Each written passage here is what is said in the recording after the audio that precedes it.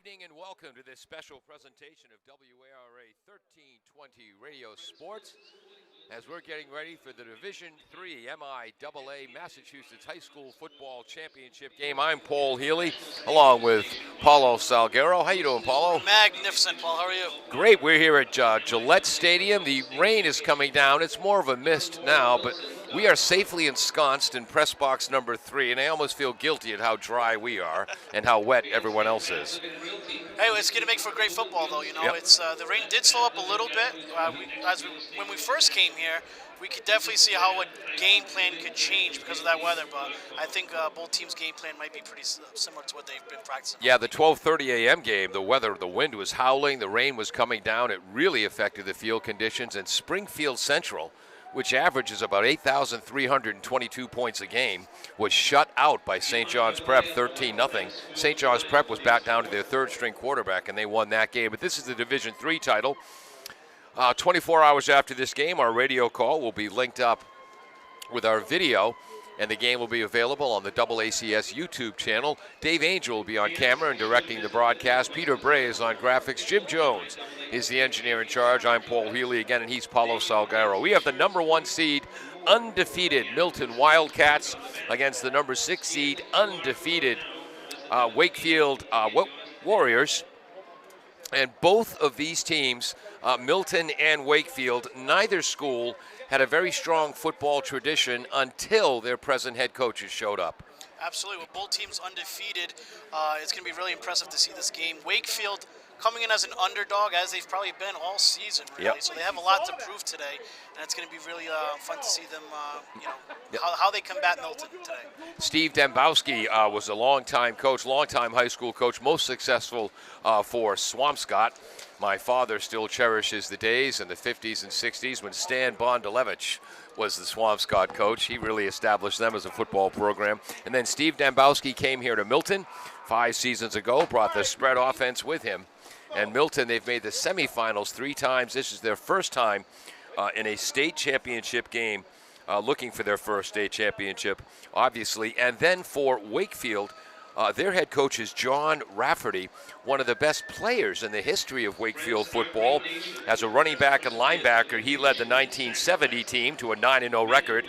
By the way, in 1970, my big brother John led the Westboro Rangers to a 9-0 season. Rafferty went to play at Syracuse. My brother John went to play at UMass, where he's the only sophomore in UMass history to be all-conference in football and baseball. Never met in the gridiron, though. But Tom Rafferty came here to Wakefield. The program was down. They had lost 11 straight Thanksgiving Day games to a dynamite Melrose program. And Coach Rafferty has turned it all around here. He's got them back in the Super Bowl for the first time since 1999. When they beat Acton-Boxborough in a low-scoring affair. That was before Gillette Stadium Super Bowls back in the day. This should be an outstanding one. What are you looking for, Paulo, today? Well, for us, I'm looking at Wakefield Memorial just because they're an underdog. They have a lot to prove here, especially going up against Milton. They've had some really impressive wins this year, though. Yep. I mean, one of the ones that I'm most impressed about is the win over North Attleboro that they had. In the Division III semifinals. Absolutely, yep. And that was a 31-24 game. But what's really impressive is after watching Wakefield's film, because I'm a nerd like that, and reading on North Attleboro, they completely changed their formations, right? So they usually come into a 2-by-2 set sometimes offensively. They all empty sets against North Attleboro in the first half. So it's going to be impressive to see what they decide here. I'm sure there's probably going to be new stuff that we haven't seen all year from Wakefield. Wakefield led by Javine Willis, their 5'8" 140-pound senior quarterback, who is dynamic, has a much better arm than anyone 5'8", 140 has a right to have. Really difficult to stop in the open field. Their lead running back is Nathan Delgado, a 5'10", 170-pound senior captain, along with Willis. His brother Christian, also a captain, and a senior, is a wide receiver. He had a big interception earlier in the playoffs.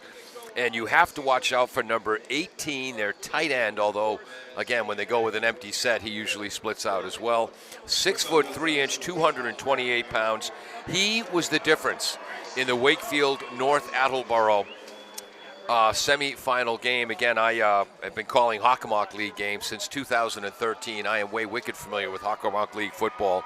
And North Attleboro under Coach Mike Strachan this year, Don Johnson for years before. They just didn't have an answer for Dixon. He caught not one, not two, but three huge fade patterns, two for big scores, one for a big first down for Wakefield. He was the difference. Wakefield, as you said before our broadcast, only 46 players on the varsity roster, and they only play about 13, 14 kids. 10 of their 11 starters on offense play defense. Yeah, and that's really important to note because maybe some people who may not watch football entirely, basically being able to sub in those players in and out throughout the game keeps your feet fresh, right? Yeah. It keeps that roster fresh. So playing the same guys all day can impact your team, negatively, but it hasn't impacted Wakefield, obviously, because they're undefeated. So let's see how it plays up against Milton today. And for those of you who don't know, way back in my day, in the 50s and early 60s, that's how every team did it. Back then, if you came out of the game, you could not re-enter until the next quarter. Everybody played both ways. That's what I was telling you earlier about my all-time favorite player, Tommy McDonald. Yeah. He was a defensive back and running back for University of Oklahoma. Was a rookie in the NFL in 1960, won a title as a rookie with Norm Van Broecklyn, the quarterback, then went to play with the Rams. I loved him because he was tiny, I was tiny. He had a butch haircut, I had a butch haircut. He was loud, I'm loud, and he's the last player ever to play in the NFL without a face mask. Absolutely. One thing to note, too, about Wakefield, their quarterback, senior captain, Javen Willis, so far, he's thrown for over 1,900 yards, wow. 22 touchdowns, and more than 70% completion rate. So they're not afraid to throw it. He's also not afraid to run the ball. So. And they're the Milton Wildcats, dressed all in red. They're the number 1 seed. They'll be the home team today. They are led by three-sport superstar Owen McHugh at quarterback. He's a shortstop on the baseball team, which, by the way, won the Division I title last spring. He's also an all-scholastic hockey player for the Wildcats, and, of course, a 4-year varsity player for Milton in football, this year taking over as starting quarterback. We'll have more on that right after this on AACS 15 Sports. Thank you to Jeff Schweitzer of Northeast Financial Strategies for helping us make this broadcast possible. Located in Rentham since 2010, committed to the local community, Jeff provides financial strategies that fit your needs. You can contact Jeff and talk about sports or finance at 800-560-4637 or nfsnet.com. Good luck to all of the athletes competing from Jeff Schweitzer and Northeast Financial Strategies. Rentham Cooperative Bank, established in 1901, 4 years before the forward pass was introduced to football, is a full-service Massachusetts chartered cooperative bank with no stockholders, helping us make this broadcast possible. They offer personal loans, mortgages, and all of the modern banking services you'd expect. Best of luck to all of the local teams from the Rentham Cooperative Bank. Find out more at renthamcoop.com.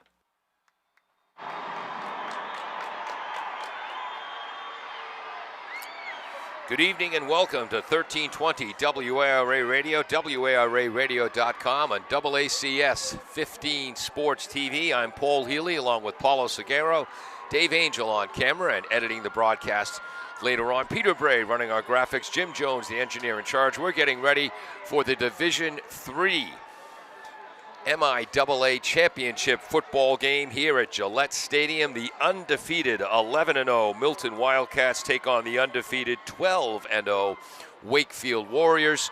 The Warriors led by their dynamic 5'8", 140-pound quarterback Javeen Willis. Paulo told you was thrown for over 1,900 yards and a 70% pass percentage, completion percentage.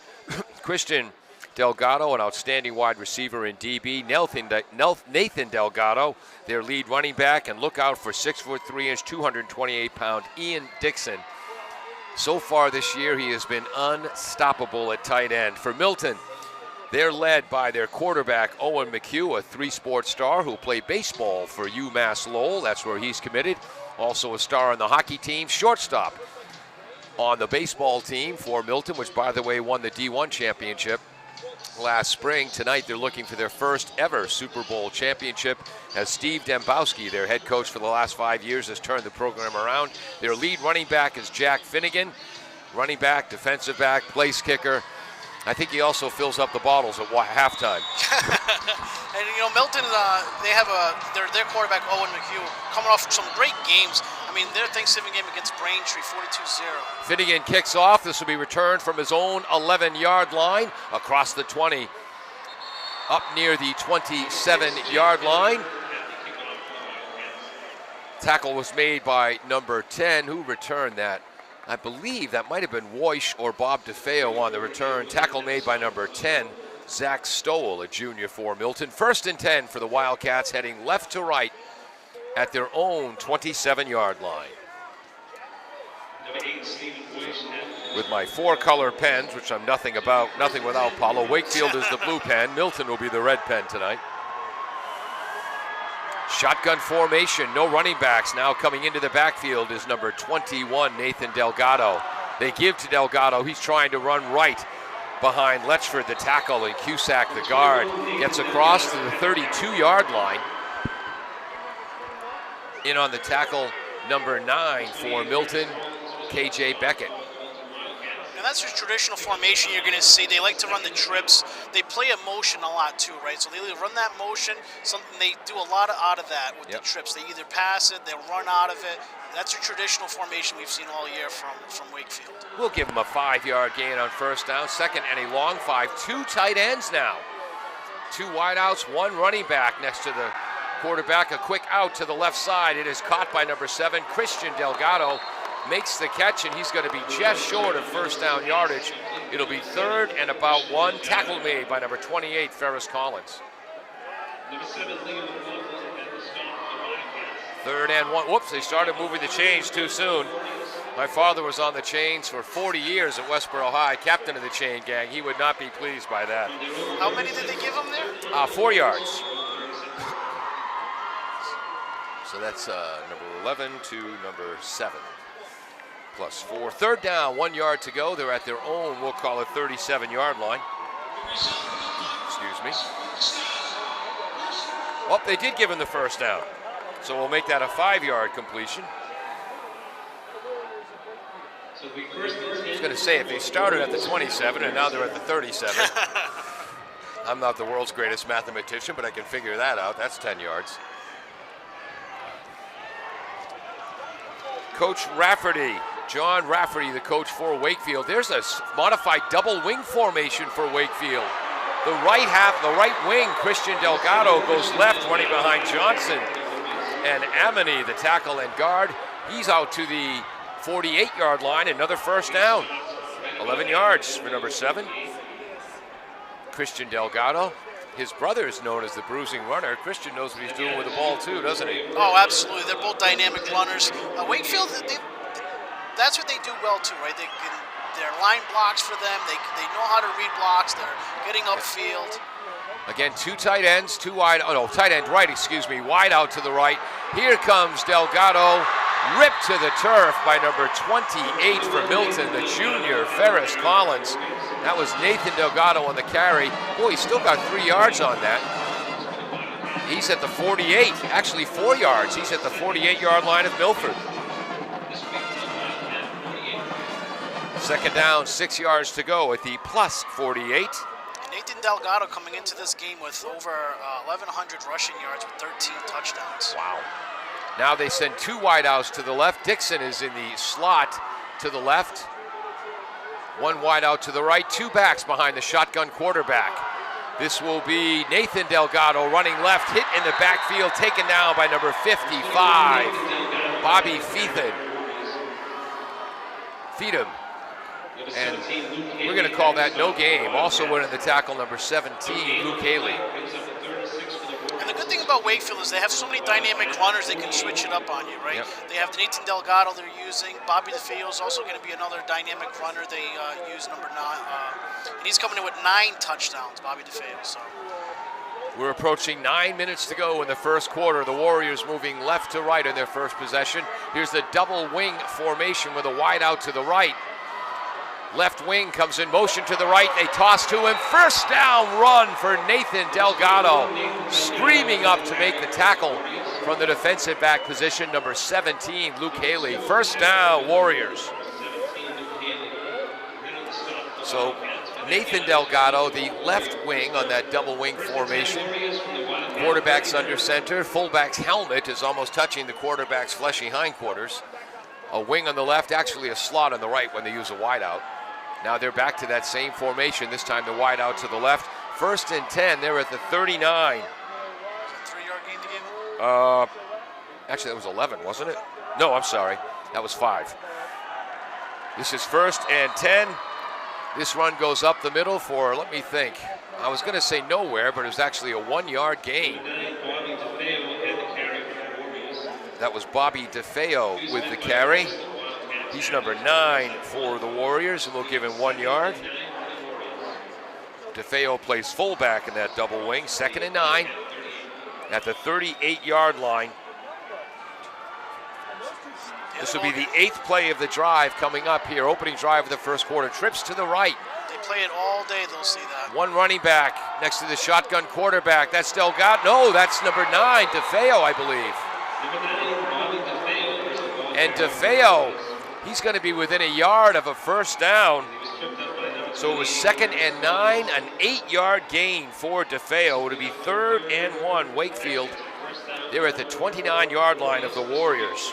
And keep an eye on those trips, because usually what they'll do sometimes, they either run a swing route out of their one receiver, or they put that receiver always in motion too, and they'll end up running out of there too. So they're really dynamic with those trips, either to the right or left side. And interesting, instead of the quarterback, Javen Willis, going to the sideline to get the call from Coach Rafferty, it was DeFeo who went to the sideline and brought the call in. Twins to the right, 2 backs behind the shotgun quarterback, 1 wide out left. Left back comes in motion to the right, catches the swing pass. That's a lateral. Cuts and stays in bounds, gets beyond the 30-yard line for the first down. First down for Nathan Delgado. That's a run, as that was a lateral pass from left to right. 1st and 10. I'm sorry, that was first down. I'm an idiot. That's a gain of 1 yard. 2nd and 9 now from the 28. Like we've mentioned before, Wakefield having those dynamic runners, it allows them to interchange them throughout the day. So we'll see a lot of Delgado and a lot of DeFeo. 10th play of this opening drive. 7:04 to go. Clock moving in the first quarter. No score. Right wing comes in motion left, creating power to that side of the formation. Hit in the backfield and taken down was Nathan Delgado, screaming in from his outside linebacker spot on the right, Ben Caledonia. It's going to be 3rd and 11, -2 on the run.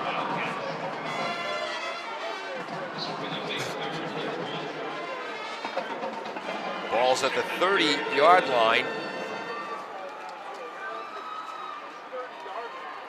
I guess we could call it a loss of 2, but we already put the stats down.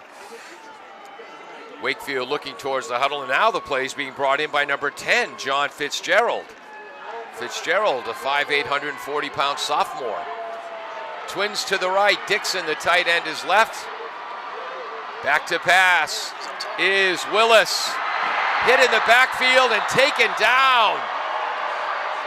Number 77, big Liam Faherty, a left tackle on offense, defensive end on defense. He had some help as well. A sack all the way back to the 35. It's going to be 4th down and 15.5 yards to go. That's a crucial play right there, especially when you have a receiver downfield. Your line has to give you those 5 seconds or so, 4 seconds to really get your feet set and make that play. But line of scrimmage, we've talked about it before, Paul. It's going to make a huge impact in this game. So what do you have in your playbook for 4th and 15.5 yards? They're at the 35-yard line. 12th play of the drive that started at their own 27. Twins left, 1 wide out to the right. You got a 2-high safety on defensive. Dixon, the tight end at the right, is doing a post corner, but they throw straight down the middle, just missing. Diving forward in the end zone and unable to reach it. Coming up with red all over his jersey from the end zone paint. That's number 8, Stephen Boyce, the 5'10", 170-pound junior. Turnover on downs. You know, defensively, when you have those two high safeties, Paul, you really need as your help from underneath, right? You need your help from your linebackers, make that play, get hands-on on those receivers coming through, because you want to give your two safeties that help that they need. And then when you get beat there deep, I mean, that's, it can happen. Those plays are difficult to make. Milton starts at their own 35. One running back to the right of the quarterback. Twins each way. Left slot comes in motion right.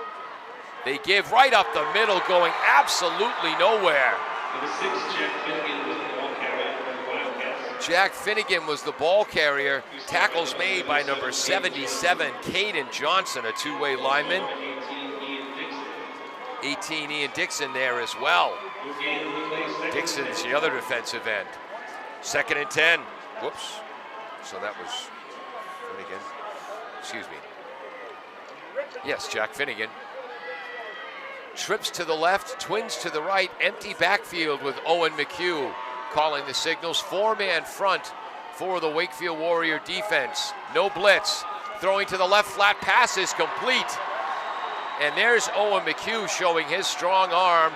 He's a shortstop for the Division I championship baseball team, committed to go to UMass Lowell to play baseball. It'll be 3rd and 2. Who made that catch? I think it was number 4. And if it was 4, that would be Luke Salmon. 3rd and 2 to go, so 8 yards on that play. They're at their own 43-yard line. Watch the one A power pistol formation. Shotgun quarterback, 2 running backs to his left, 1 behind him was Finnegan. He runs up the middle, and he is stopped for no gain. Number 54 on the initial hit, David Imyoni, a 6', 220-pound senior. 4th and 1. You know, Milton's not afraid to run the same exact play twice, or they're flipping the formation on sometimes. From their own 44 on 4th and 1, are they going to run a play, or McHugh try to draw them off sides? Again, no tight ends, 4 backs all in the backfield. 2 next to the quarterback, 1 behind him. Straight up the middle, McHugh fakes, takes it around the right edge, has the first down into Wakefield territory. He'll be taken down at the 40-yard line of the Warriors. That's a 16-yard run on 4th and 1 for the quarterback, McHugh.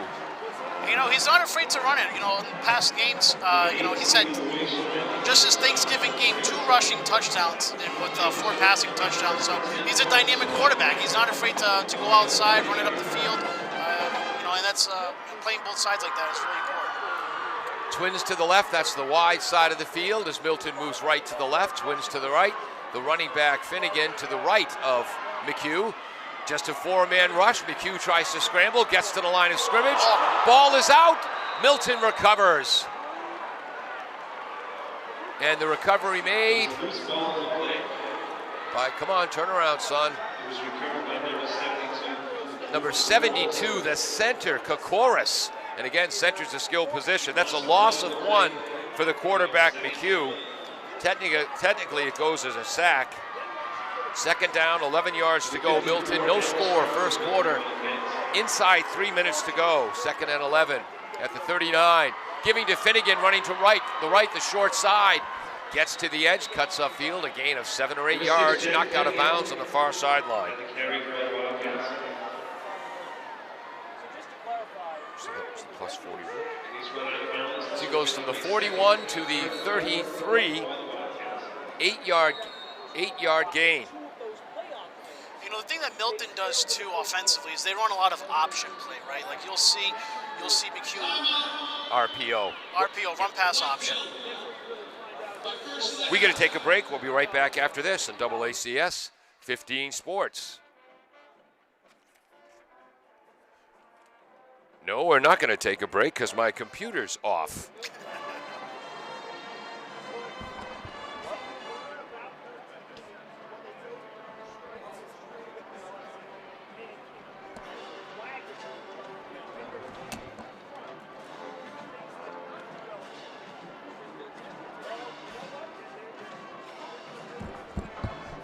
Unplug my power cord, Paulo.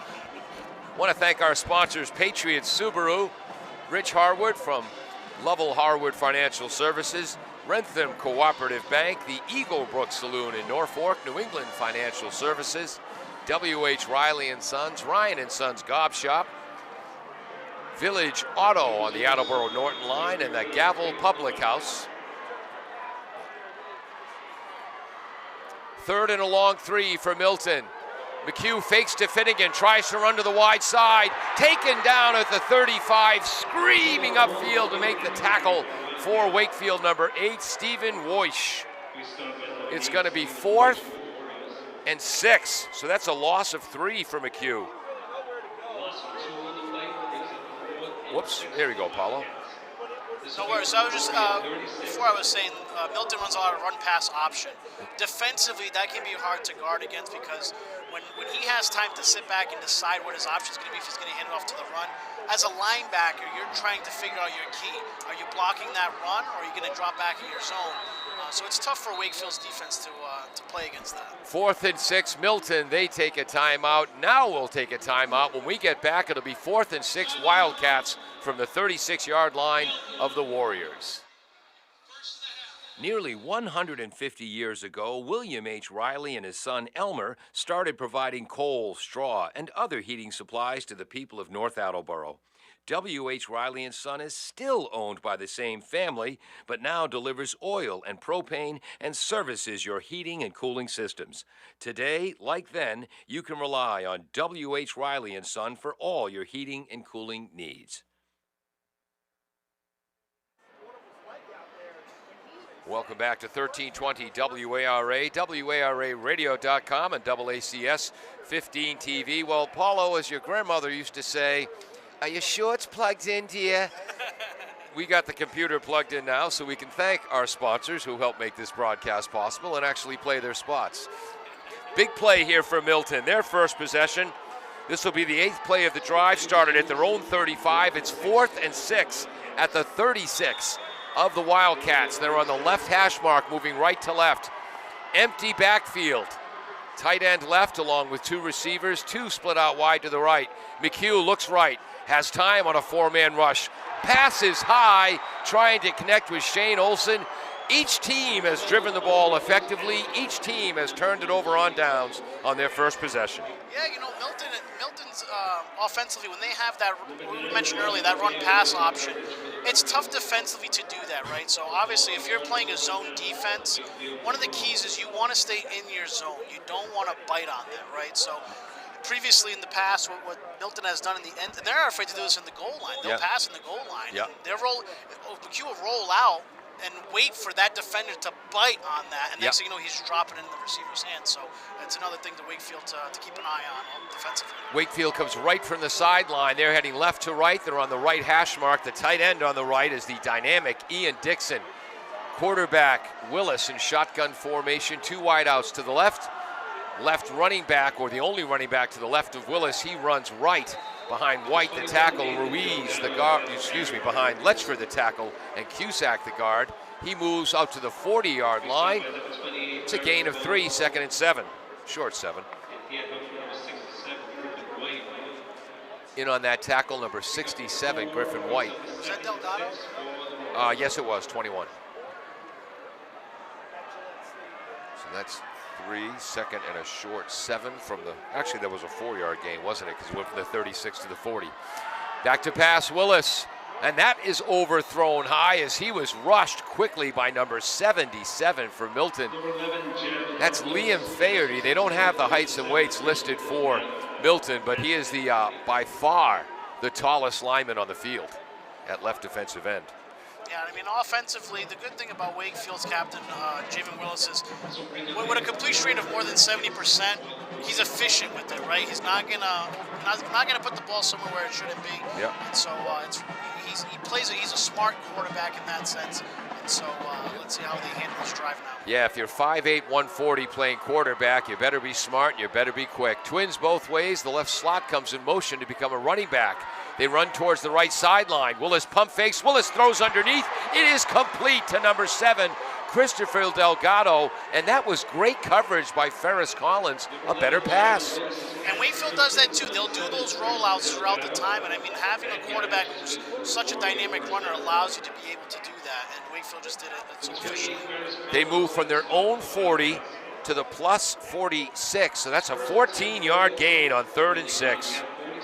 1st and 10 now from the 46 of the Wildcats. Now they're in that double wing formation. Actually, one wide out to the left. Right wing runs a power to the left. It is strung out. He's taken down after a 1-yard gain. Another big tackle by that's number 17, one of the defensive backs coming up, Luke Haley. That's Luke's at least his 3rd tackle. 1-yard gain. I mean, the good thing about both of these teams too, Paul, that we're able to see here today, they're both pass and run teams. So we're going to see a lot of everything today, and both teams are efficient. Both teams are undefeated this entire season. So.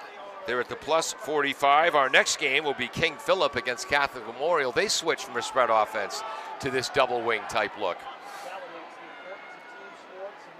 We have one high safety defensively. Quarterback fakes the toss right, keeps the ball himself. That's Willis. He's going to be taken down by number 7 for the Wildcats, Liam McLaughlin.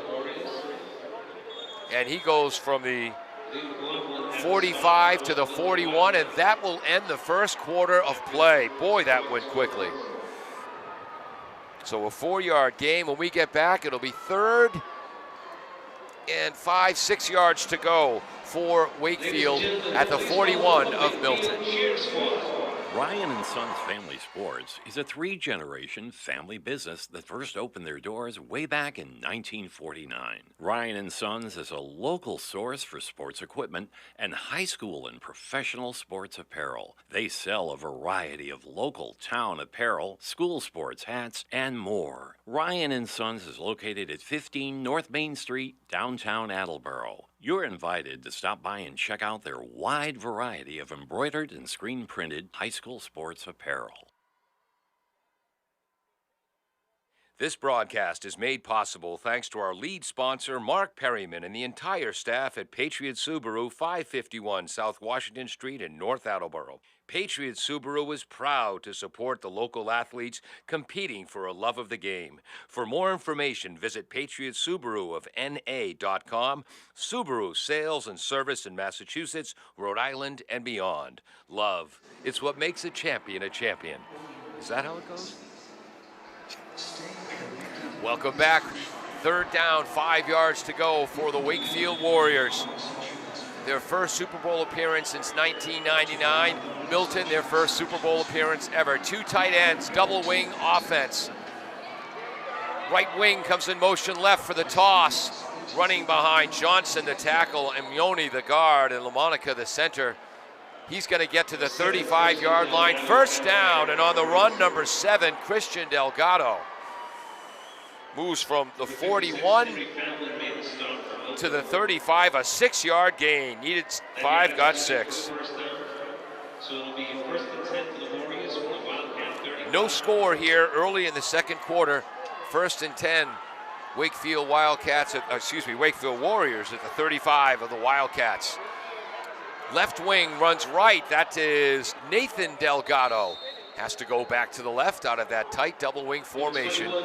Again, 7 men in the line of scrimmage, 2 tight ends, no splits.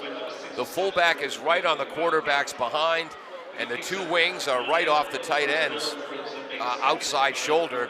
No way to blitz that formation, Paulo. Exactly, and all you have to do as linebackers, you're just filling gaps at that point. Yep. I mean, there's no, they're doing it purposely. Wakefield's just, all you have to do is play by play, get upfield, and you just want to score this series.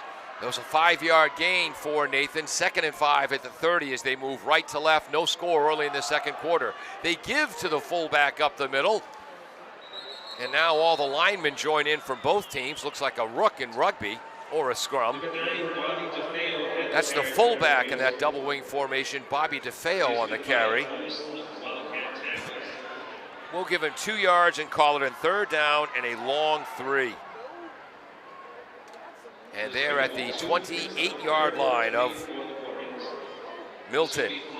Again, Milton's first ever Super Bowl appearance. Wakefield first since 1999. Steve Dembowski turned around the Milton program. And John Rafferty turned around the Wakefield program. The right wing comes in motion to the left. Hit early, but still driving, has to get inside the 25. This is going to be 4th and less than a yard to go. Tackle made by big number 68, Anderson P. Ruse.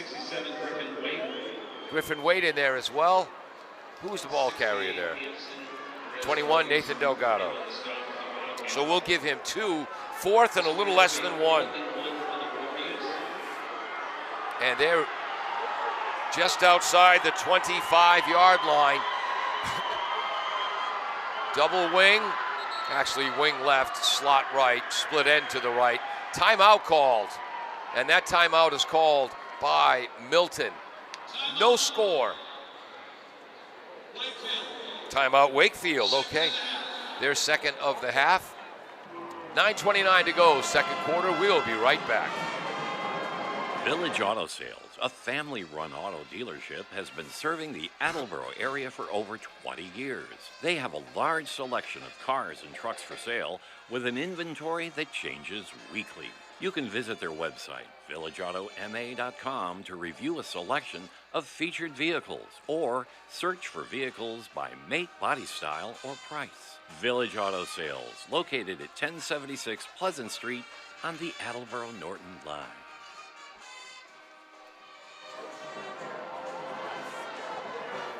Welcome back to 1320 WARA Radio and AACS 15 TV.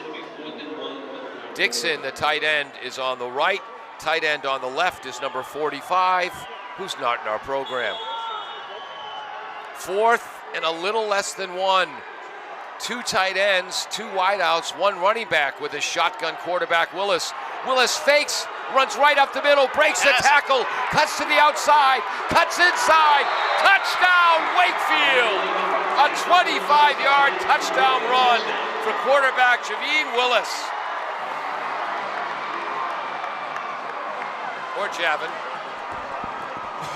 And like we mentioned earlier, Paul, he's such a dynamic quarterback. Rushing touchdowns isn't something new for him. He's been doing it all season long, and here he is again doing it in the Super Bowl. On a 4th and 1, they fake to Nathan Delgado. Kind of a RPO out of a non-RPO formation for the 6-point touchdown. The PAT, the place kicker, is the right tackle, Mark Letchford. The long snapper is the center, Joseph LaMonica. The holder is Willis. The kick is good. It is 7-0 Wakefield. 9:21 to go in the first half. Wow. I mean, it's going to come down to one-on-one battles this game. It's going to be winning your battle, right? What does that mean? I mean, linebackers filling their gaps, winning that battle. As a defensive back, winning your battle against your receiver. That's what this game is going to come down to. Wakefield uniforms very similar to Ohio State. Silver helmets with red and white striping. White jerseys, red numbers. Silver and red trim on the arms. Silver pants with red and black stripes. Milton, red helmets, red jerseys, red trousers. Wakefield will now kick off right to left with a 7-0 lead. A 10-play, 64-yard drive. I'm telling you, Wakefield, like I mentioned earlier, they have a lot to prove right now. They want to. They've been saying all season, "Want to keep calling us the underdog? We'll show you if we're the underdog or not." Their head coach Rafferty was their best player in 1970 when they went unbeaten. He was a running back linebacker, went on to play college football at Syracuse. After 32 years as an assistant for various Middlesex League teams, he was the North Andover head coach from 2001 to 2014. Came over to a broken down Wakefield program in 2015 and has completely turned it around. And the ball falls off the tee. Wind is blowing right to left as you look at your radio. And the rain is pretty much stopped. It's a little bit of a mist right now, but boy, at 12:30 when the Division I game was played, it couldn't have been more miserable.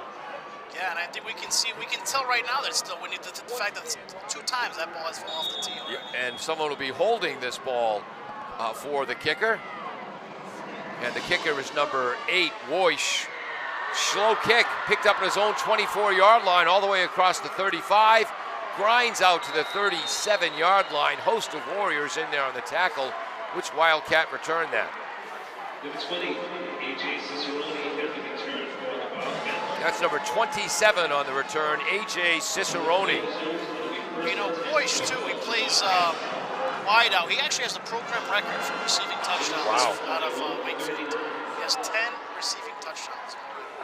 So he returned that from about his own 24-yard line all the way out to his own 39-yard line. And Milton begins their second possession, their own 39-yard line, heading left to right, trailing 7-0.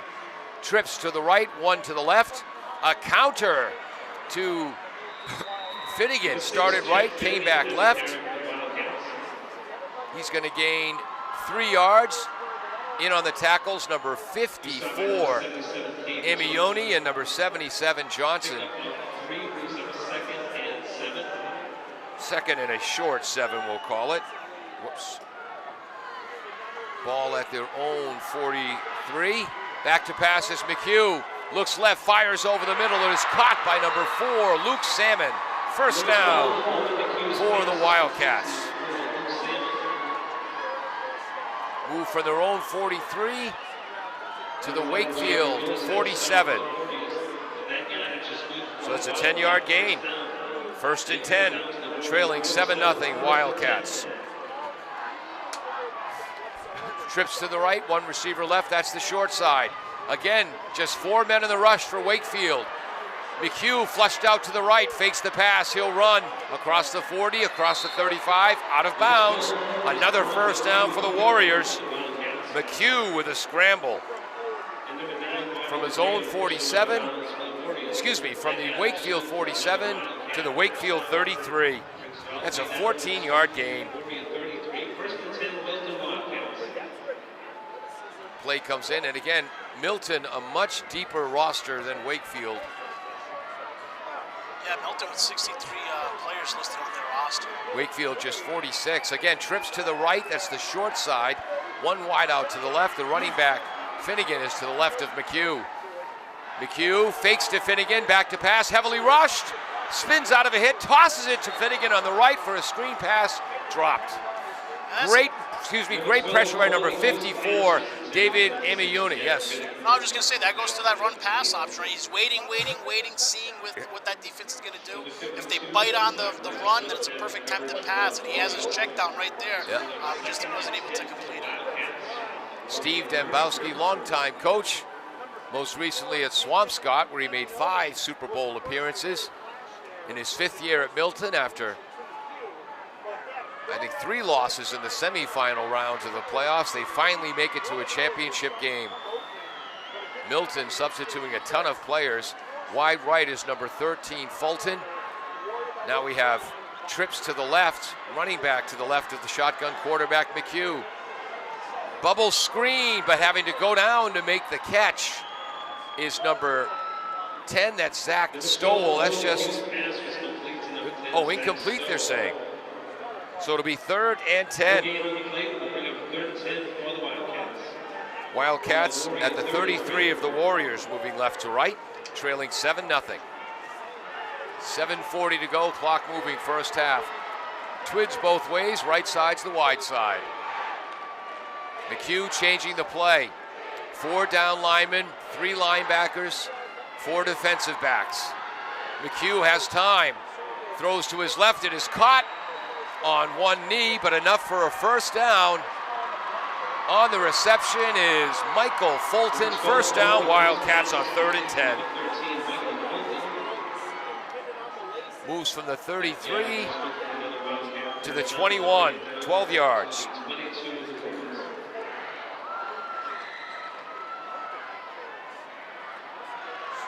Seventh play of the drive coming up, high snap. Finnegan is the running back. He was to the right of McHugh, ran to the left, behind Fahey, the tackle, Riccardi, the guard on that side. 9-yard gain, it'll be 2nd and 1.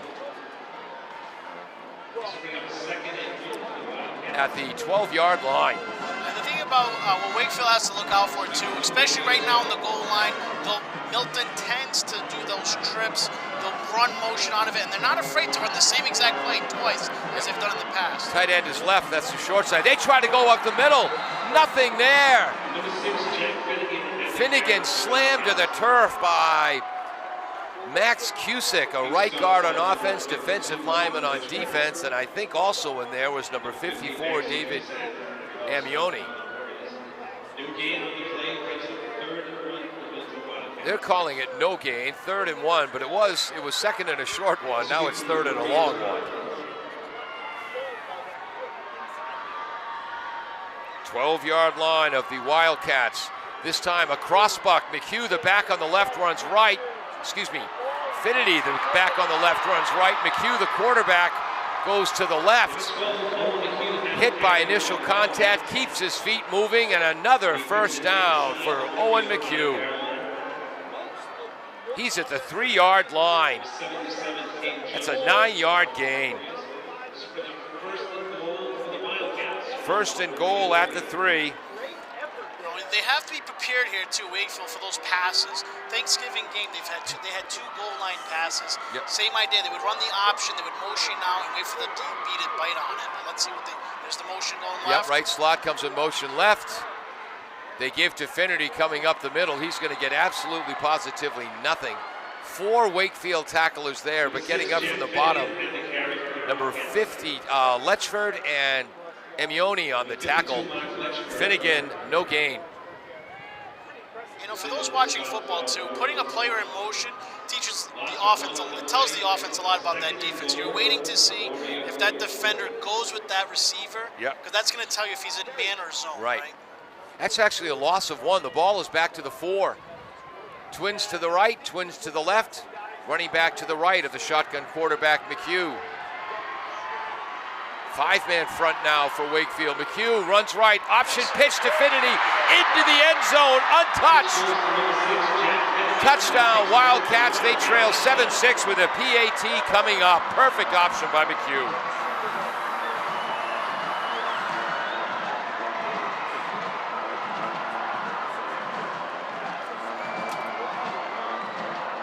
Ball was basically in the middle of the field. As soon as McHugh got the snap, went to the right, the defensive end and the outside linebacker went to McHugh. That left Finnerty wide open. And that's what I was saying earlier. If you're playing zone against an option, you have to stick to your responsibility. You have to stay in your zone, because that's what quarterbacks are waiting for.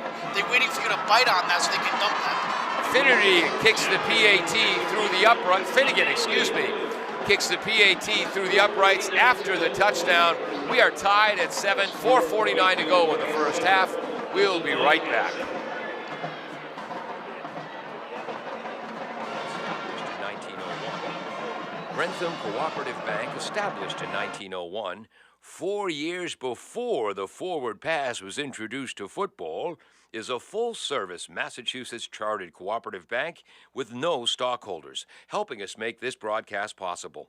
They offer personal loans, mortgages, and all of the modern banking services you'd expect. Best of luck to all of the local teams from the Rentham Cooperative Bank. Find out more at renthamcoop.com. An 11-play, 61-yard drive for Milton. Fast-moving first half, just 4:49 to go in the half. Milton will kick off into the wind, left to right.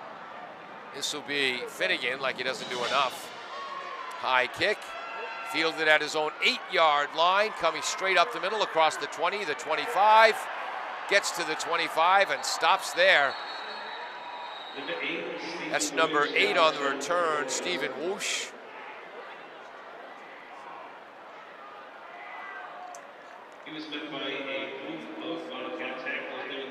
It'll be 1st and 10 for Wakefield. The game's now tied at 7. We'll call it their own 26-yard line. So from his -8 to the -26, that's an 18-yard return. Like I mentioned, Wakefield. Whoops, there you go. Go ahead, Paulo. No, I was just going to say, as I mentioned, Wakefield, again, coming in as an underdog, they have a lot to prove, and, it's very important to go into the half with another score, so hopefully they can see if they get upfield and see if they can get a score in. Twins left, one wide out to the right. Tight end is to the short side. They try to run that way behind the tight end Dixon, the right tackle Letchford, and the right guard Cusick. And that's going to be a gain for Nathan of about 1 yard. Second down and 9. They're at their own 27 now, heading right to left. Game tied at 7. And again, Wakefield likes to mix it up, right? We've talked about their game against North Attleboro coming in with an empty set. They had never used that prior to the season. So this, so far, the first half has been everything we've expected. But second half, I'm sure, will be a little different. 2 running backs next to the quarterback or on either side of the quarterback. Dixon is the slot in the left. Snap is fumbled. Willis has to scramble right. Gets to the edge. Wisely throws it away as he was being pressured by Henry Fallon. It'll be 3rd and 9. Smart play there, right? He's rolling out, trying to avoid that sack, sees nothing's there, gets rid of it, doesn't risk anything, especially with this field position. You don't want to give up field position right now to Milton. Your average high school quarterback gets sacked in that situation, not Willis. Now 3rd and 9. By the way, the coverage, Liam McLaughlin was covering Ian Dixon, the 6'3", 228-pound tight end / slot for Wakefield, not to mention defensive end. Huge threat. No one this year has been able to cover him one-on-one. Bunch formation to the left, that's the wide side. Tight end right, the short side, 1 running back. Shotgun snap to Willis. Blitz, 5-man rush. Willis runs to the right, gets to the edge.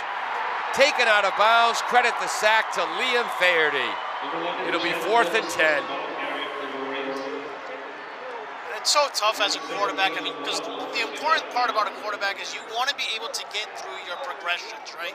You want to get your primary receiver and work your way across to your check down. But with the line of scrimmage, we've talked about before, Paul, how important the line of scrimmage is, and especially it's going to show in this game whether or not they have opportunities to get the ball downfield. So at their own 26-yard line, 4th and 10, they'll punt right to left with the wind. 3:11 to go in the quarter as Willis was driven out of bounds on the 1-yard loss. Getting the punt off is Satori. Returned at his own 48. Moving towards the right side as Salmon gets to the edge down the sideline, and the punter knocks him out of bounds at the 17 with a huge football collision. Zach Satori on the tackle. Great return by Salmon. Oh, is there a flag down? And there's a flag down at the Milton 48-yard line. It's all coming back. Great return. Started on the left hash mark. Salmon broke a couple of tackles, got to the right, but obviously there was a hold or a block in the back there. Block in the back.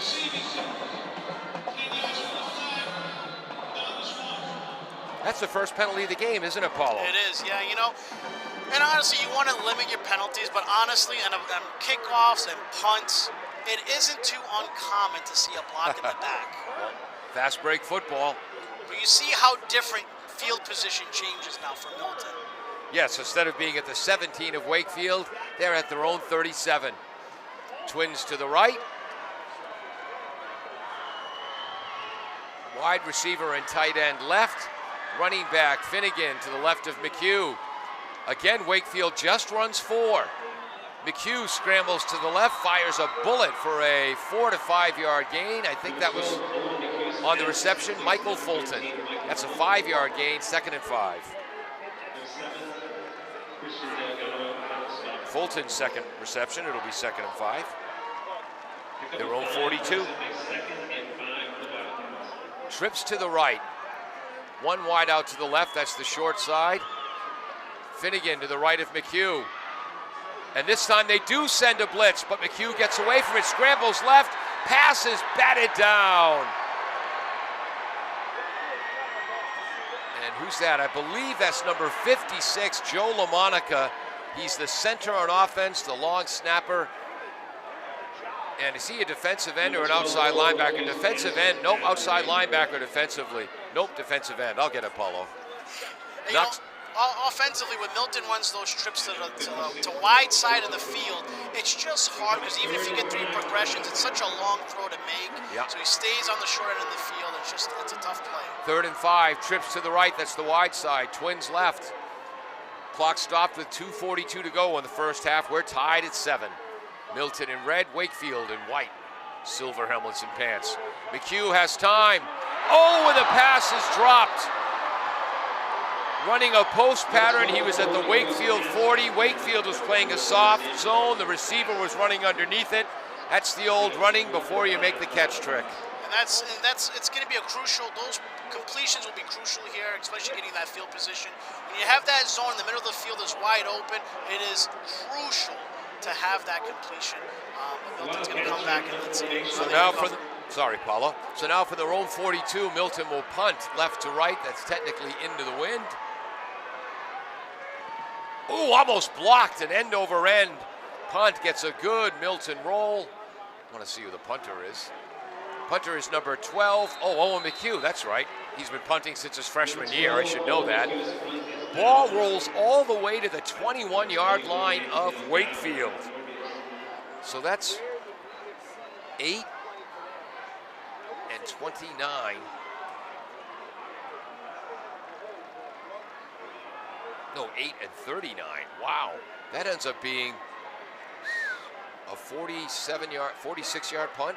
Wow. And a lot of that credit going to Milton, getting downfield as fast as they can, covering the field to make sure. And in the Wakefield, you see them saying, no, don't bother. You're saving a fumble right there by not picking that up. Well, the punt was almost blocked, and using baseball terms from McHugh, that was a line drive base hit to center field that almost rolled all the way to the wall. Wakefield starting 1st and 10. Their own 21, had my head down. Somebody's running from the left back to the right side, trying to run behind the center LaMonica, the guard Cusack, and the tackle Letchford. In on the tackle for Milton, Griffin White and Liam Faherty. We'll give a 2-yard gain to Nathan Delgado, 2nd and 8.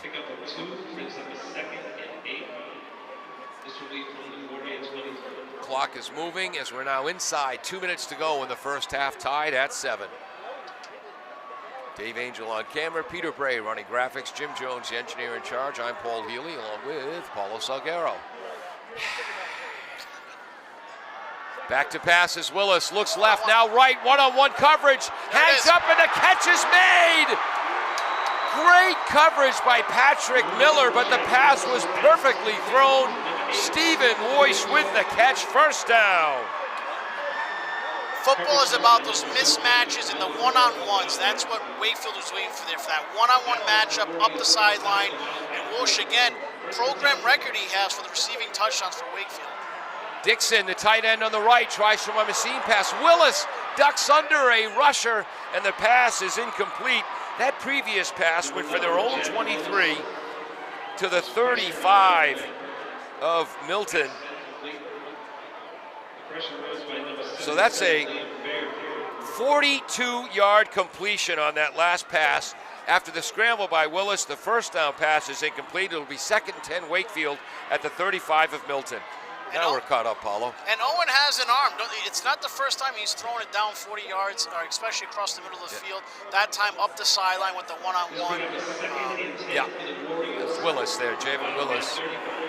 1:26 to go. Wakefield's already used 2 timeouts. 2nd and 10. Going right to left with the wind at the 35 of Milton. Play action pass. Willis is back. Down the left sideline. He's open. Beautiful throw. Great catch. Tackle at the 2-yard line by Haley. Catch made by Christian Delgado. 1st and goal. Wow.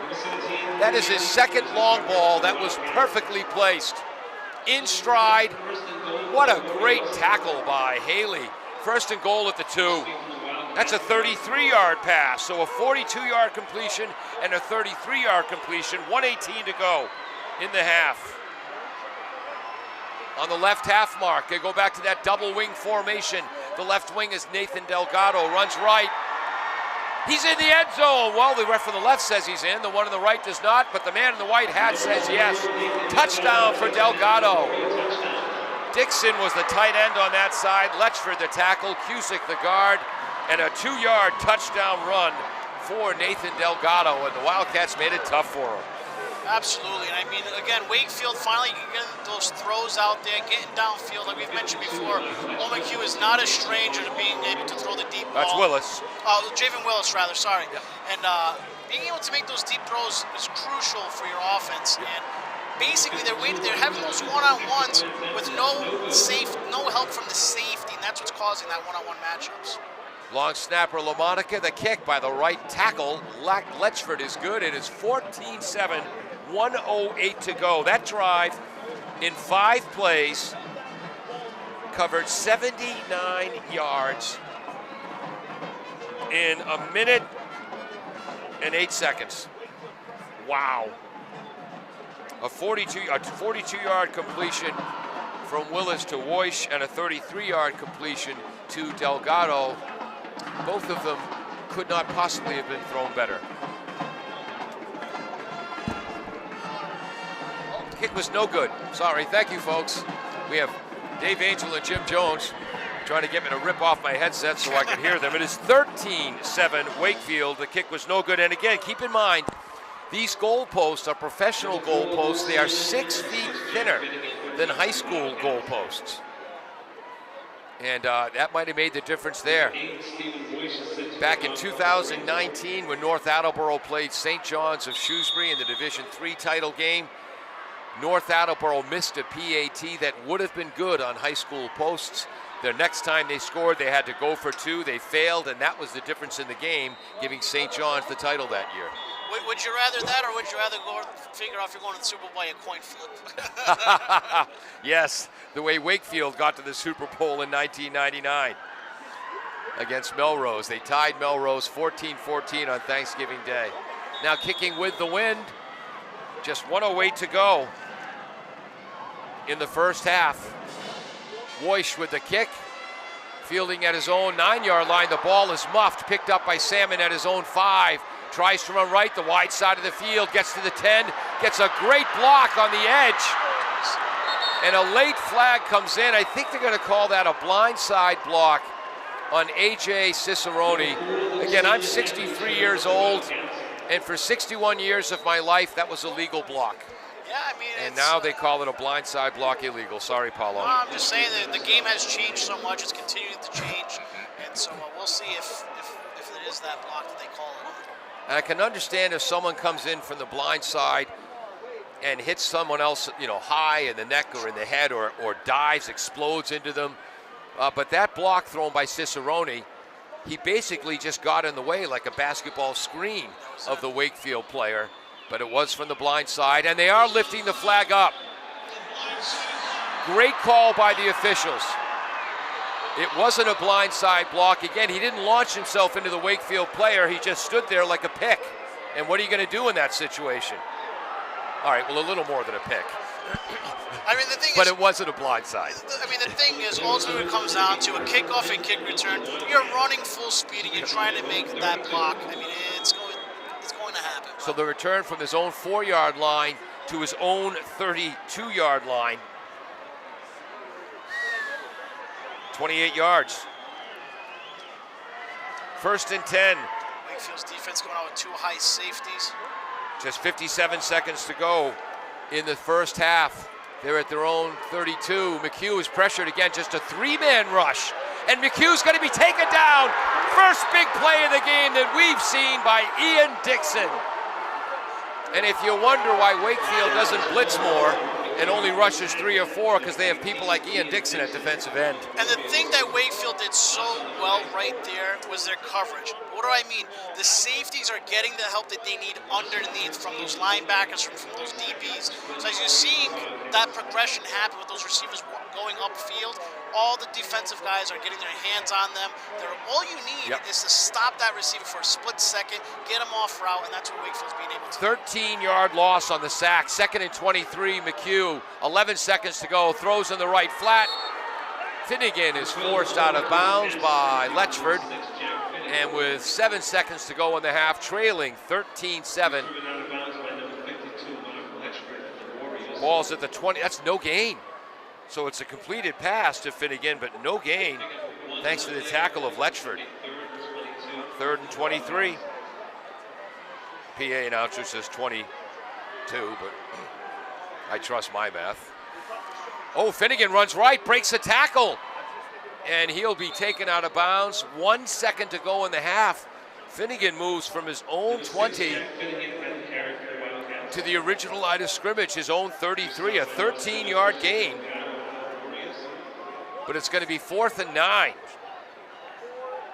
So obviously beyond the original, 1 yard beyond the original line of scrimmage. 4th and 9, McHugh is back. Nope, you know what? They're just going to let the clock run out. And there's the snap to McHugh. He takes a knee. That ends the first half of play. Wow, no turnovers in that first half. Each team with a long drive that came to an end on a turnover on downs. Each team with a dynamic touchdown. Actually, 2 touchdowns for Wakefield, sorry. And after 24 minutes of play, the Warriors 13, the Wildcats 7. Paulo, quickly. Yeah, I think both teams are showing up here today. Like we mentioned before, I'm really interested in seeing Wakefield play today, coming in as an underdog. They've shown up. That's a fact. And so it'll be interesting to see how both teams make their halftime adjustments. I want to thank Christine and the staff at the Gavel Public House. They've helped make this broadcast possible. Located in the heart of historic Rentham Center, the Gavel Public House is upscale dining in a cozy Irish-style atmosphere. All menu items are prepared daily by their executive culinary team using the best in local seasoned ingredients. Local entertainment, inside and outside seating, a place to enjoy dinner and drinks with family and friends. Go KP. Congratulations to all of the teams playing for the title. And we also want to thank Rich Harwood of the Lavelle Harwood Financial Planning Team and Bay State Financial Services. With 30-plus years of experience developing personalized strategies for clients, Rich also concentrates in the area of special needs planning.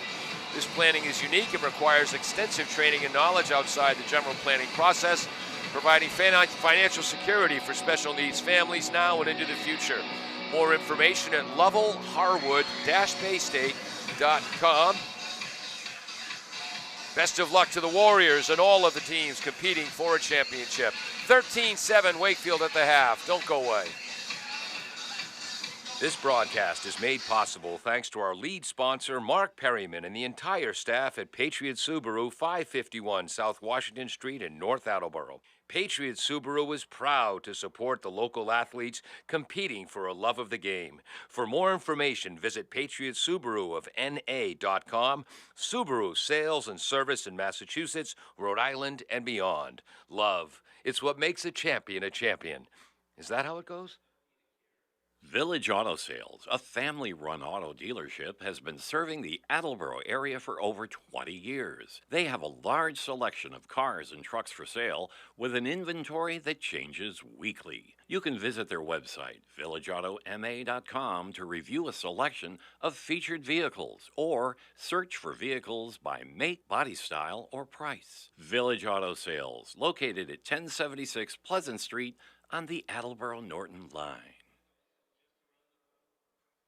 Rentham Cooperative Bank, established in 1901, 4 years before the forward pass was introduced to football, is a full-service Massachusetts chartered cooperative bank with no stockholders, helping us make this broadcast possible.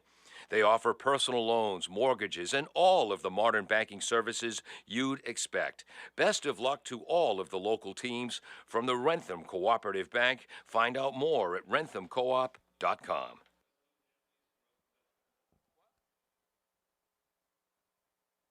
The Eaglebrook Saloon in Norfolk brings the look of the Wild West, a full menu and a family-friendly setting convenient to Gillette Stadium, Patriot Place, and the Rentham outlets, but a bit more rustic.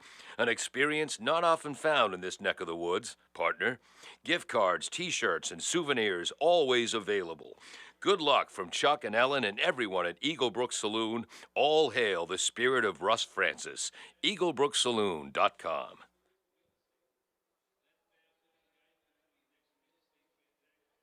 Thank you to Jeff Schweitzer of Northeast Financial Strategies for helping us make this broadcast possible. Located in Rentham since 2010, committed to the local community, Jeff provides financial strategies that fit your needs. You can contact Jeff and talk about sports or finance at 800-560-4637 or nfsnet.com. Good luck to all of the athletes competing from Jeff Schweitzer and Northeast Financial Strategies. Nearly 150 years ago, William H. Riley and his son Elmer started providing coal, straw, and other heating supplies to the people of North Attleboro. W. H. Riley and Son is still owned by the same family, but now delivers oil and propane and services your heating and cooling systems. Today, like then, you can rely on W. H. Riley and Son for all your heating and cooling needs. Ryan and Sons Family Sports is a three-generation family business that first opened their doors way back in 1949. Ryan and Sons is a local source for sports equipment and high school and professional sports apparel. They sell a variety of local town apparel, school sports hats, and more. Ryan and Sons is located at 15 North Main Street, downtown Attleboro. You're invited to stop by and check out their wide variety of embroidered and screen-printed high school sports apparel. Rentham Cooperative Bank, established in 1901, 4 years before the forward pass was introduced to football, is a full-service Massachusetts chartered cooperative bank with no stockholders, helping us make this broadcast possible. They offer personal loans, mortgages, and all of the modern banking services you'd expect. Best of luck to all of the local teams from the Rentham Cooperative Bank. Find out more at renthamcoop.com.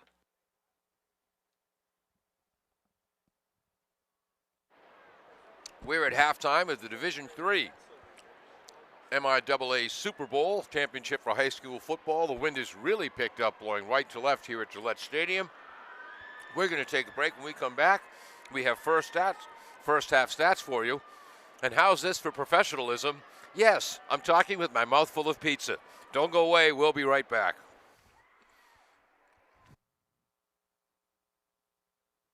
The Eagle Brook Saloon in Norfolk brings the look of the Wild West, a full menu in a family-friendly setting, convenient to Gillette Stadium, Patriot Place, and the Rentham outlets, but a bit more rustic. An experience not often found in this neck of the woods, partner. Gift cards, T-shirts, and souvenirs always available. Good luck from Chuck and Ellen and everyone at Eagle Brook Saloon. All hail the spirit of Russ Francis. EagleBrookSaloon.com.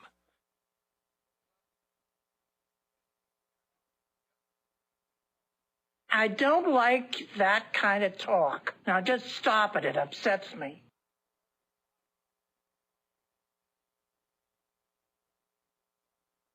The Eagle Brook Saloon in Norfolk brings the look of the Wild West, a full menu in a family-friendly setting, convenient to Gillette Stadium, Patriot Place, and the Rentham outlets, but a bit more rustic.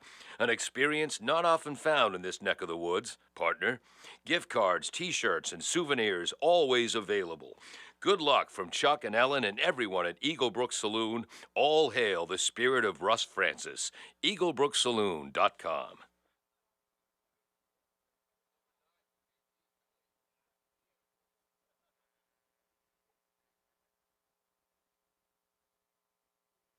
Thank you to Jeff Schweitzer of Northeast Financial Strategies for helping us make this broadcast possible.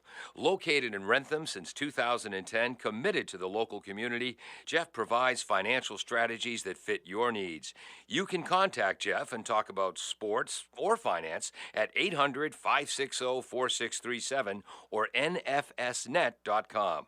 Good luck to all of the athletes competing from Jeff Schweitzer and Northeast Financial Strategies.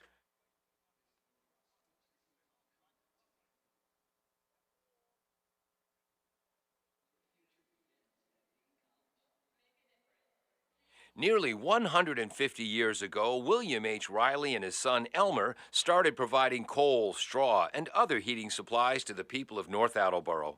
W.H. Riley & Son is still owned by the same family, but now delivers oil and propane and services your heating and cooling systems. Today, like then, you can rely on W.H. Riley & Son for all your heating and cooling needs. Welcome back to AACS 15 Sports, 1320 WARA Radio. We can also be heard all over. You can go ahead and finish up, Paulo. I already talked to the audience with pizza in my mouth. We don't need both of us to do it. We'll be right with you. We can also be heard all over the world at WARAradio.com. We want to thank Christine and the entire staff at Gavel Public House, her brothers on the coaching staff for KP. The Gavel Public House have helped make this broadcast possible, located in the heart of historic Rentham Center. So easy to find, not even I can get lost. The Gavel Public House is upscale dining in a cozy Irish-style atmosphere. All menu items are prepared daily by their executive culinary team, using the best in local seasonal ingredients. Should have brought my bell with me. Bing! Local entertainment, inside and outside seating. A place to enjoy dinner and drinks with family and friends. Go KP, and congratulations to all of the teams playing for the title. We have some first half stats here. See, at Gillette Stadium, they have stats for us. Normally, we have to do them on our own. So, Paulo, I'll read these. See how they match up with yours. Don't worry, we won't tell the listeners. Deal. Milton with 96 total yards. I don't think there are many times this season where Milton has had only 96 yards and a half. Wakefield, 176, 61 rushing yards for the Milton Wildcats, 86 rushing yards for Wakefield. For the Wildcats, 9 carries for 39 yards and a touchdown for Finnegan. McHugh, the quarterback, has 7 rushes for 22 yards. And remember, in college and high school, a sack, and there have been 2 of them today, that goes against the quarterback's rushing statistics. For Wakefield, again, 86 yards rushing.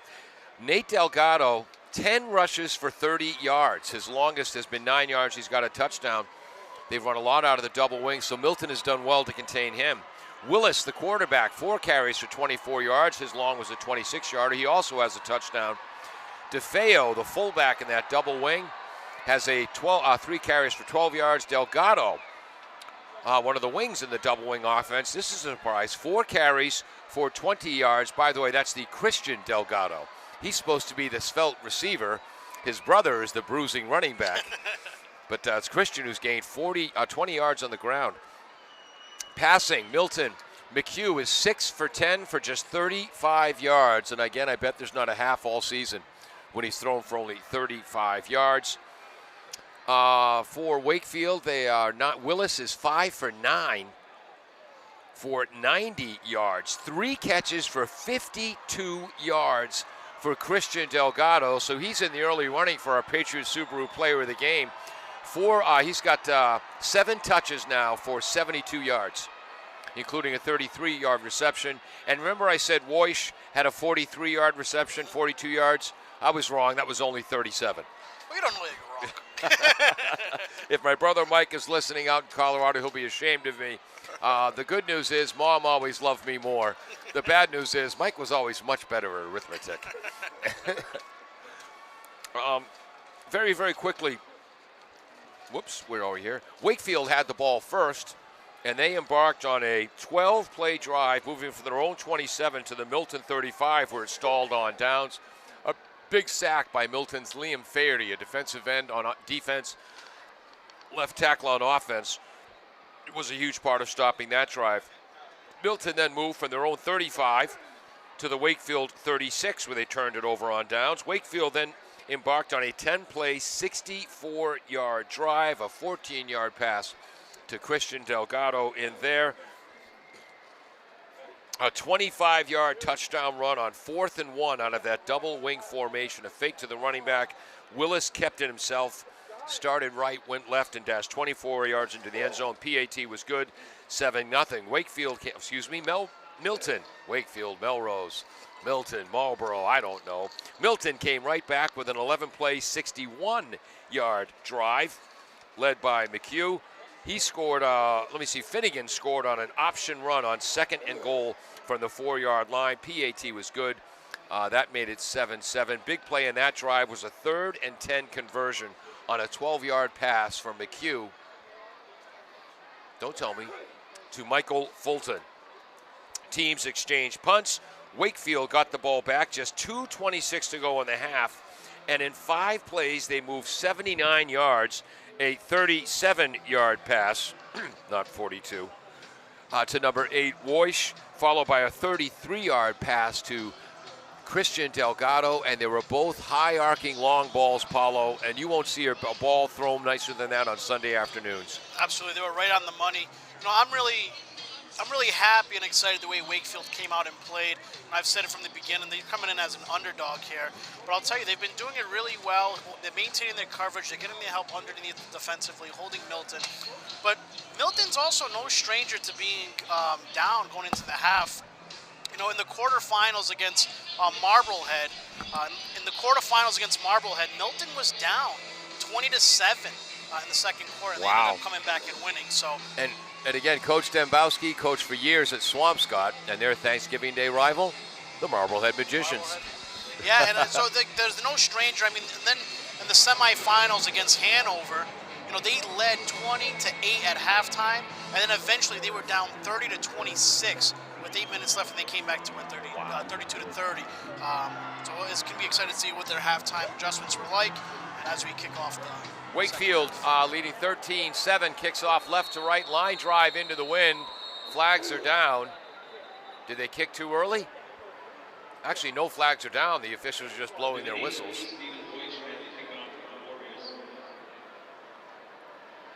Anyway, Paulo, I am holding in my hands here. This is the baseball score sheet. Last spring, I called the Division I State Championship baseball game for the National Federation of High School Sports. Milton beat King Philip 4-2.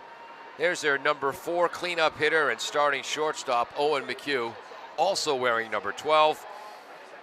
Bottom of the first inning, line drive, base hit to left field to knock in the Wildcats' first run. They went on to win 4-2. He'll be playing baseball at UMass Lowell. Okay. Yeah, Wakefield just kicked off before the officials gave him the okay. They're ready to go. Yep. Paul. Who's in charge here? Woish kicks off. Now pooches this one, but that's going to go out of bounds. All right, so as kids, ask your grandparents who Paul Harvey was, because now we'll have the opening second half kickoff for the third time. Page 3.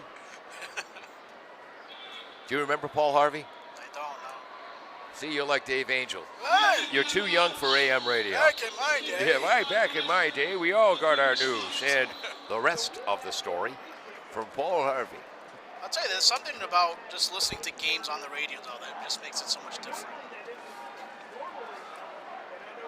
Now that you mentioned that, I've got my little mini hourglass egg timer to make sure I give the score at least every 3 minutes. Kicking off left to right into the wind. Wakefield with a 13-3 lead, and don't worry, folks, eventually we will get the second half started. They're back at their own 35-yard line now. Here comes Woish. Line drive up the middle. Bounced, picked up at his own 21-yard line across the 30, getting to the edge. Forced out of bounds.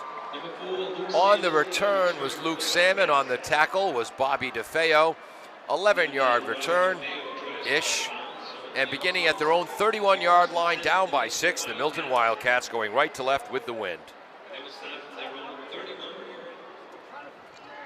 And again, Milton always coming out with that run-pass offense, so don't be surprised if we see it again coming into the third quarter. And that's how they ended up scoring that last touchdown. It was the run-pass pitch, if you will, waiting for those DBs to bite and then threw it. Trips to the right, that's the wide side. One wide out to the left. Finnegan to the right of McHugh. They give to Finnegan, running right behind the center. Kokoros, the right guard Ruiz, and the right tackle White. Moves from his own 31. They're going to give him the 34. Yes, they are. So a 3-yard gain for Finnegan, and the wind has really picked up, Paulo. 2nd 7. Yeah, and it's going to be crucial to see how that wind plays in the second half, especially with the passing game, as we've seen since the first. Twins both ways, and again, high school hash marks are much wider than pro football hash marks, and they're just little cross marks at the yard lines. Pass to the right side, long throw by McHugh. The catch is made, and then matriculating upfield to the 48-yard line of Wakefield. That's Shane Olson on the catch. So 16-2, an 18-yard gain. That's an extremely tough throw made, going literally across the entire field. Yep. Left hash across almost the sideline. Actually 47, that's a 19-yard gain, close enough for government work. McHugh throws over the middle. The right slot is Liam McLaughlin, but a flag is down. McHugh pumped to the outside. This would just be our third penalty of the game. So there would have been a 6 or 7 yard gain to McLaughlin.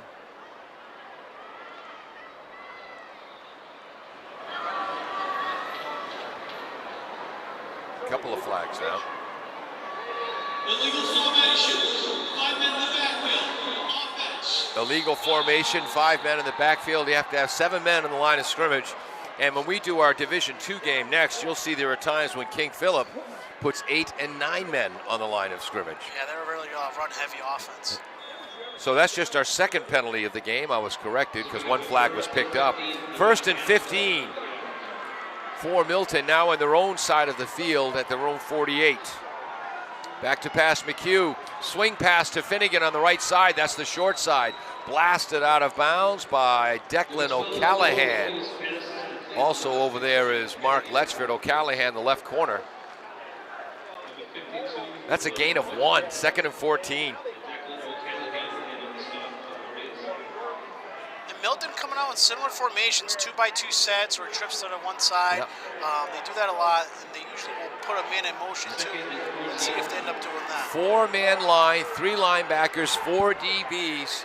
By my count, Wakefield has only blitzed once tonight. But then again, when you have an offensive end like Dixon, you don't have to blitz much. McHugh, who reads the field so well, you blitz him, you give him openings. An underneath handoff to Finnegan running right.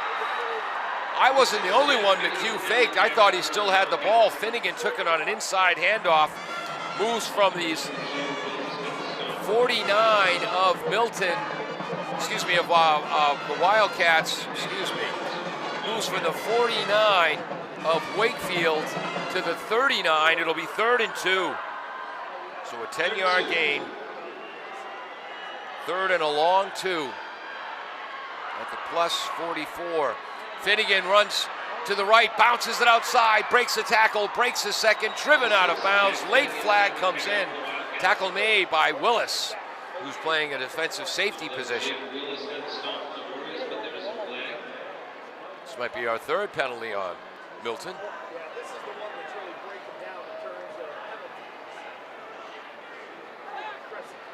Long discussion. Boy, Finnegan, shifty feet there, huh, Paulo? Yeah, and I mean, offensively, Milton's seeing Wakefield's defense is playing off quite a bit. Block in the back, offense, 10-yard penalty, not a strike. 10-yard penalty for the spot of the foul. They're marking it off 1 yard beyond what would have been 2 yards, what would have been a first down. So it goes from 3rd and 2. It'll now be a 3rd and 8. So we've got to give Finnegan credit for 4 yards on that. And then the ball is marked back. Now it'll be 3rd and 8. Milton moving right to left at the 45-yard line of Wakefield. Left side is the wide side. Trips that way. One receiver to the right. Option right. Late pitch. New running back is in. First down. Harrison Hinkle, the sophomore running back. I bet we'll be seeing him for 2 more years. He moves from the 45 to the 33, 12-yard gain, first down. That was big, Paulo. You know, and that's the thing Milton's noticing is having those defenders. When you're playing a little deeper than usual, you're giving up those yardages, and Milton's noticing that. They're like, you know what? Let's just get the 5-4 yards, nickel dime. Twins both ways. McHugh fakes to the right, rolls left. Another flag is down. McHugh still escapes again, dashes down the right sideline, tackled at the 13-yard line. I don't think it'll matter. And this is going to be another penalty. And one of the Milton offensive linemen is very upset, moves towards the man with the white hat, and his teammates pull him away. And now he gets an apology from a Milton player. Wow.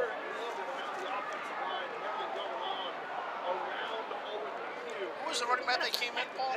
21 was the running back who came in for Milton. That's Andrew. No, I'm sorry, 22, Harrison Hinkle. I'm sorry. Or no, you know. Yeah, you're right, sophomore. That's a hold from the spot of the foul, which was behind the line of scrimmage. So the ball moves all the way back to midfield. So in effect, that's a 17-yard penalty. Wow. And it's going to be 1st and 10, 20, 1st and 26 for Milton. Trips to the left. They give to Finnegan. He was the left halfback, runs right, taken down by Caden Johnson.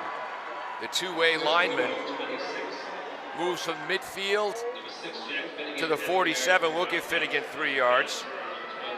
2nd and 23 at the 47 of Wakefield.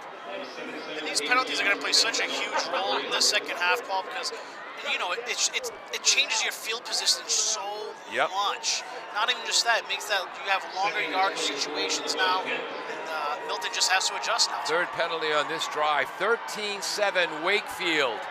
McHugh back to pass, deep down the right sideline. He's out there. Connection cannot be made on the coverage. Christian Delgado. And in the words of Maxwell Smart, missed it by that much. And I mean, he has him one-on-one going up the field. It was just 13. Yep. The intended receiver was Shane Olson, number 1, I thought. Was it Fulton? I believe it was Fulton. Okay. And Wakefield's got too many men on the field. And sprinting off the field in time, that's how to pick him up and put him down, Caden Johnson. They bring an extra defensive back, rushing only 3 on 3rd and 23. McHugh has all day. Great job by Dixon to hem him in. Now McHugh escapes. Coming up as a linebacker, throws it into the end zone. Nearly caught, broken up at the last minute. That was either number 11, Willis, as a defensive back. If not, it might have been Declan O'Callahan. And giving it up to Wakefield's defense, maintaining their coverage the entire play, not giving up any coverage. And I mean, he's throwing it still over the top with that other defender there. Kudos to Wakefield. And again, playing the 3-down lineman is okay if you're predicting that pass, which Wakefield is. So you're getting that help underneath, which Wakefield just did perfectly. Coming up late was Max Cusack, right guard on offense, to join that pass rush. Punt by McHugh with his left foot. And by the way, that was Willis with a great pass defense to knock that away because the receiver was open at the 3-yard line. A 4-yard punt return. I'm not sure if that's number 8, Woish, or number 9, DeFeo. I think it's Woish, number 8. Returns from his own 10 to his own 14 on 4th and 23. So Milton, that drive started at their own 31, including the punt. They ran 11 plays, not including the penalties. And now Wakefield has the ball back. 8:39 to go. Third quarter, they lead 13-6. Wakefield, again, their defense is holding. This might be the toughest series Wakefield has right now. The amount of field they have to cover. But we've also seen them throw 40-plus yards in a play. So let's see how they end up deciding how to handle this series. Wakefield moving left to right into the wind, their own 14-yard line. Trips to the right, that's the wide side. Dixon, the tight end, is left. Wide out is left. Now Delgado comes from the right slot into the backfield. They give it to Nathan. Nathan runs left behind the tight end Dixon. Johnson, the tackle. Amunier, the guard. LaMonica, the center. You gonna call that 2 or 3 yards, Paulo? Let's round up. Let's say 3. All right, he'll give him 3. 2nd and a long 7. Peter Bray on graphics saying, all right, we'll give you that. But it was also that look, we'll give you that, but I think it was 2. He's laughing, that's just what he thought. And considering the ball's marked at the 16, rats. Peter Bray was right. Second. I'm a numbers guy. Let's give the kids some numbers. 2 wideouts to the left, that's the short side. 2 backs, but one of them abandons the backfield in motion left. Fakes the screen to the left, throws to the big tight end, Dixon over the middle. First down at the 30-yard line. That's a very tough play to make, especially right in the middle of the field.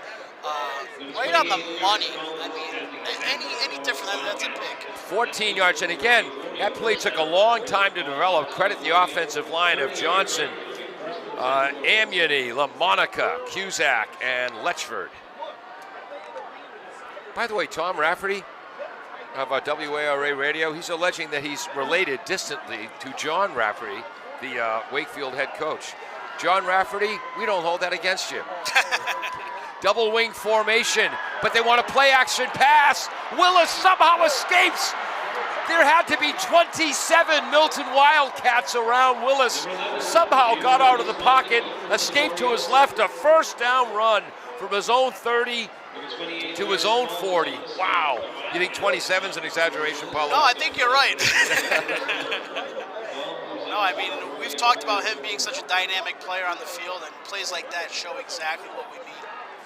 I have no idea how he escaped. He was completely surrounded. It was the double wing formation, and they tried a play action pass out of that for the first time tonight. Here they come in the double wing again. 7:08 to go, third quarter, 13-7. Actually, now there's 2 wings. Oh, there's the fullback. Right wing comes in motion left. It's a power left. Breaking a tackle down the left sideline. On the run is Christian Delgado. Christian Delgado will score 20-6. And if this score holds up, Christian Delgado, the early leader in the clubhouse for our Patriot Subaru player of the game, a 40-yard touchdown run. Hey, I mean, Wakefield said it the entire time. You want to keep calling us underdogs, go for it. Keep it up. So they're coming to show right now that they're just not underdogs, they're here to play. He's the right wing on that double wing formation, 2 tight ends, 2 tight wings, the fullback's helmet almost touching the fleshy hindquarters of the quarterback. I think the right guard, Cusack, might have pulled from the right wing. It's a power sweep to the left. He got the short side, got to the sidelines, all the way down the sidelines. The PAT is missed, and that could be big. So it is 19-7 in favor of Wakefield. We'll be right back. The Eaglebrook Saloon in Norfolk brings the look of the Wild West, a full menu in a family-friendly setting, convenient to Gillette Stadium, Patriot Place, and the Rentham outlets, but a bit more rustic. An experience not often found in this neck of the woods, partner. Gift cards, T-shirts, and souvenirs always available. Good luck from Chuck and Ellen and everyone at Eaglebrook Saloon. All hail the spirit of Russ Francis. EaglebrookSaloon.com. Paulo, I forgot my notes. There are 2 more names I'm supposed to add to the team over there at Eaglebrook Saloon. Those names are written in my other briefcase. Rats. You know, where my King Philip program is, I had filled out completely before the game. Darn the luck. I'm not going to tell you that Paulo just snuck a big bite of chocolate chip cookie. 19-7. That is a 4-play. Paulo, get this. A 4-play, 86-yard drive. 14-yard pass to Dixon. Oh, they kicked off. I had my head down. Sorry, folks. I'm supposed to pay attention to those things. Ball squirts out of the hands of Liam McLaughlin, but he was well down on the turf already before the ball was pulled out. McLaughlin with about a 7-yard return. Milton will take over with the wind at about their own, what yard line are they at? 30-yard line. And again, they're with the wind for the next 6 minutes and 46 seconds. I would say Wakefield's coming on that kickoff formation in a unique way. It's almost like a triangle almost that they're forming on their kickoff. So their own 31, 1st and 10 for Milton. 6:46 to go, third quarter. They're down, 19-7. McHugh is the quarterback. Again, heading to UMass Lowell to play baseball, also a dynamite hockey player. 4-year varsity player, punter and a safety as a freshman. His sophomore year during the Fall 2 season, threw about 65 balls that year, completed a little more than half. Then the starting quarterback came back, has taken over the whole way here his senior year, and boy, does he poise back there. Long discussion between the officials about well, I have no idea what it's about. Well, I would just say, looking at Wakefield defensively, notice how far back these corners are playing. Yeah. Almost a 10-yard back. So when Milton sees that, and you have your corners that far out, it takes so much time for them to adjust to that run, and that's why you're usually giving up about 4 yards. Boy, that's a good point, Paulo. We've seen a lot of press coverage this year. 4 DBs, and they are all at least 10 yards off the ball. Willis is the free safety. He was 14 yards back. Finnegan runs right out of that spread formation in the RPO. That's going to be another first down for Finnegan. Moves from his own 31 to his own 42. 11 more yards for Finnegan. And that's what it is. Richardson on the stop. The DBs play such a crucial role in the run, and they may not get enough credit for it oftentimes, but when you have a DB playing almost 10 yards off, you have to adjust another 3 yards, 4 yards to try and make that run play. Now the DB's a little closer to the line on first down. Finnegan tries to run right. That's the short side. Plants the outside foot, cuts straight up field. I thought that was going to go for a yard or two. That went for about another 6. Finnegan running right behind the tackle White, the guard Ruiz, the center Koukouris. 6 yard, 5-yard gain. 2nd and 5. You guys like to round down. Ball's at the 47. This is a crucial series for Milton right now. 4-man rush, back to passes. McHugh has time, rolls to his right. Oh, what a catch! Dangling on his tiptoes while leading out of bounds. Michael Fulton pulls the ball in. An absolute laser of a throw and a very masculine ballet move of a catch. I mean, that is extremely difficult to make, but that's a play that Milton needs right now. Right? You need to score this series. That's a given. And plays like that's going to help them get upfield. 19-yard gain on 2nd and 5. 1st and 10 at the 34 of Wakefield. Milton trails 19-7, 5:40 to go, 3rd quarter. They give to Finnegan up the middle, bounces off the tackle attempt of Amunier. Still in his feet, he's going to get to the 30-yard line. 4 more yards for Finnegan. What do you got for Finnegan now? I have 76 yards total. On 16 carries. 16 carries. And Finnegan, he's not tall, but he's not small. And he plays with a lot of heart. So. He is low center of gravity, wide shoulders, wide hips. New running back is in. That's number 24, Nathan Hui, a junior.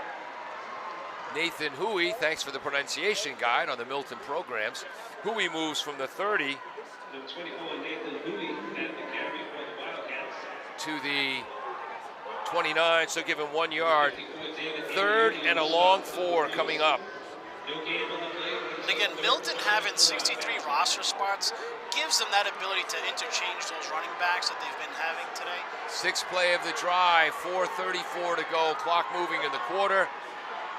McHugh changing the play. Wakefield adjusting their defense. Trips to the left, 4-man front. 7 backs defending the passing defensive backfield. The inside slot makes a short catch. That's Luke Salmon. Coming up to make the tackle is Steve Woosh. Ball is being placed at the 28-yard line, 1st down.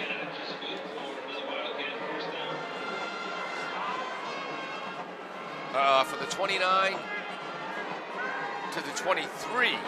So that's a 6-yard gain. Another big 3rd down conversion. 7th play of the drive coming up. McHugh shotgun formation. Rides with Finnegan. Takes it out. Tries to get to the corner. Pushed out of bounds by number 56. That's the center, LaMonica on offense. Defensive lineman on defense. That's going to be a gain of 2 for McHugh. And that's what that option's doing, right? You hold. You're waiting to read. You're waiting to read your defensive end and your linebackers, and he does it so well. 19-7 Wakefield. Clock stops, 3:38 to go. So just 3:38 for Milton with the wind at their back. Red helmets, red jerseys, red pants, white numbers, black trim. Gives the ball to Finnegan. Two of the linemen on the right pull left. Finnegan breaks out of a tackle. Great block by number 72 in the red, Drew Kokoris. He's the center. Also Liam Faraday. So he moves from the 21 to the 13, an 8-yard gain. Boy, he rides that ball for what seems like forever. Absolutely. And he knows how to read the blocks, and he keeps the feet pumping, right? Your coach back in the day would say, keep your feet pumping, and that's exactly what he does. Was that McHugh or was that Finnegan? I had Finnegan. Okay. Oh, coming into the backfield, but McHugh takes the ball away, runs to the left sideline, dives, he's in the end zone. Screaming off the edge and slamming into Finnegan was a Silver Lake lineman. McHugh pulled the ball away at the last second. Who was that lineman? Again, that's a couple numbers that aren't on our program. Great play by McHugh to get into the end zone from 21 yards out. Wow. And I mean, that's what I was saying earlier, how tough it is when you're defending a spread option team. As a linebacker, Finnegan takes himself up off the turf. He misses wide right. And the PAT is no good. That was 45, again, who sadly is not on our roster, who made that great rush that McHugh read so well. We'll be right back after this on WARA Radio. Rentham Cooperative Bank, established in 1901, 4 years before the forward pass was introduced to football, is a full-service Massachusetts chartered cooperative bank with no stockholders, helping us make this broadcast possible. They offer personal loans, mortgages, and all of the modern banking services you'd expect. Best of luck to all of the local teams from the Rentham Cooperative Bank. Find out more at renthamcoop.com. Welcome back. When you go to coaching clinics, Paulo, and they show you how to run that RPO run-pass option, that's what it's supposed to look like right there. And we were saying earlier how difficult it is as a linebacker to defend the option.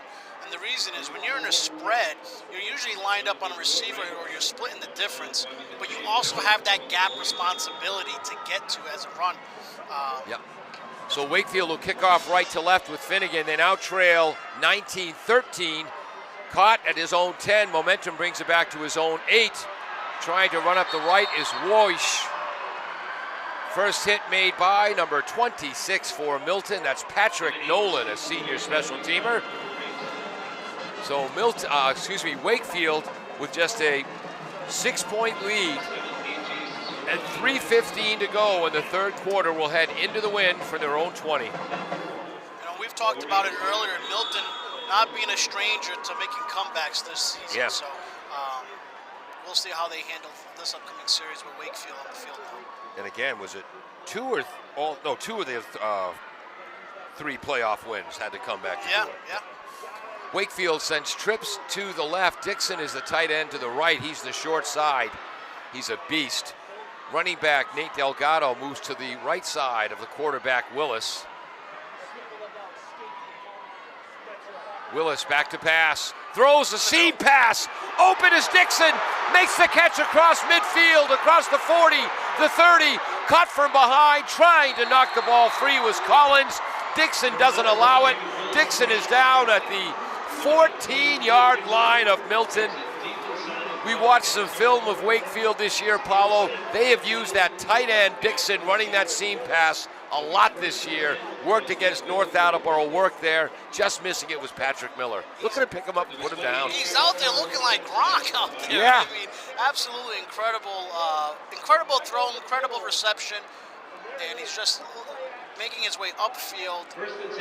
Great play overall. So 36 and 30. That's a 66-yard gain. And now they're in the double wing formation. Left wing comes in motion right. Nate Delgado spins out of one tackle. Taken down at the 10-yard line. Nope, the 11-yard line. Gain of 3 for Nate Delgado. Get up there, son. Who is that? Tackle made by Luke Haley. 2nd and 7 from the 11. Again, Wakefield going into this series right now, you want to be methodical. You want to kill some of that clock, make your plays up front. You want to score, obviously, but just play methodical right now. You don't want any dumb penalties. You don't want any turnovers either, right? Dixon's the tight end on the right. The unknown number 45 is the tight end on the left. Wish we had that number. He's a heck of a two-way player. Willis fakes the handoff to Nate. Blasts up the middle. Nice tackle made by Griffin White. Gets to the 9-yard line, so that's just a 2-yard gain for the quarterback. It'll be 3rd and 5 from the 9 for Wakefield. They lead by 6. And right now, you want a first down right now. You want to stay upfield. You want to stay on here and keep your offense out there. Clock is moving. 125, 124. Now they're back to the double wing, which actually it's a slot on the left with a wide out there. Fakes the toss. Spinning is Willis, running right up the middle. Touchdown! Willis behind the center, LaMonica. The left guard, Amuni, and the left tackle, Johnson, and the unknown number 45. Beautiful execution. Looked like it was going to be a toss sweep left. Did a complete 360 spin. Speaking of ballet again. Follows the blockers untouched into the end zone. 25-13 Wakefield. Paulo.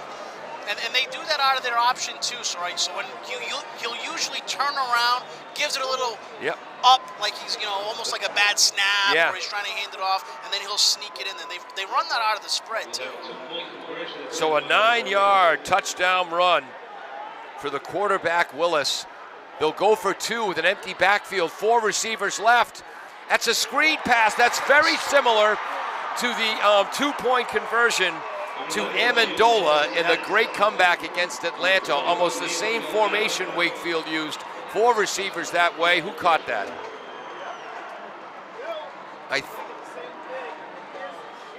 That's the replay of the touchdown. See if they have the replay of the 2-point conversion. Sorry, you can't see that on radio, folks. Number 21, Nate Delgado. So that's Willis to Delgado on the conversion.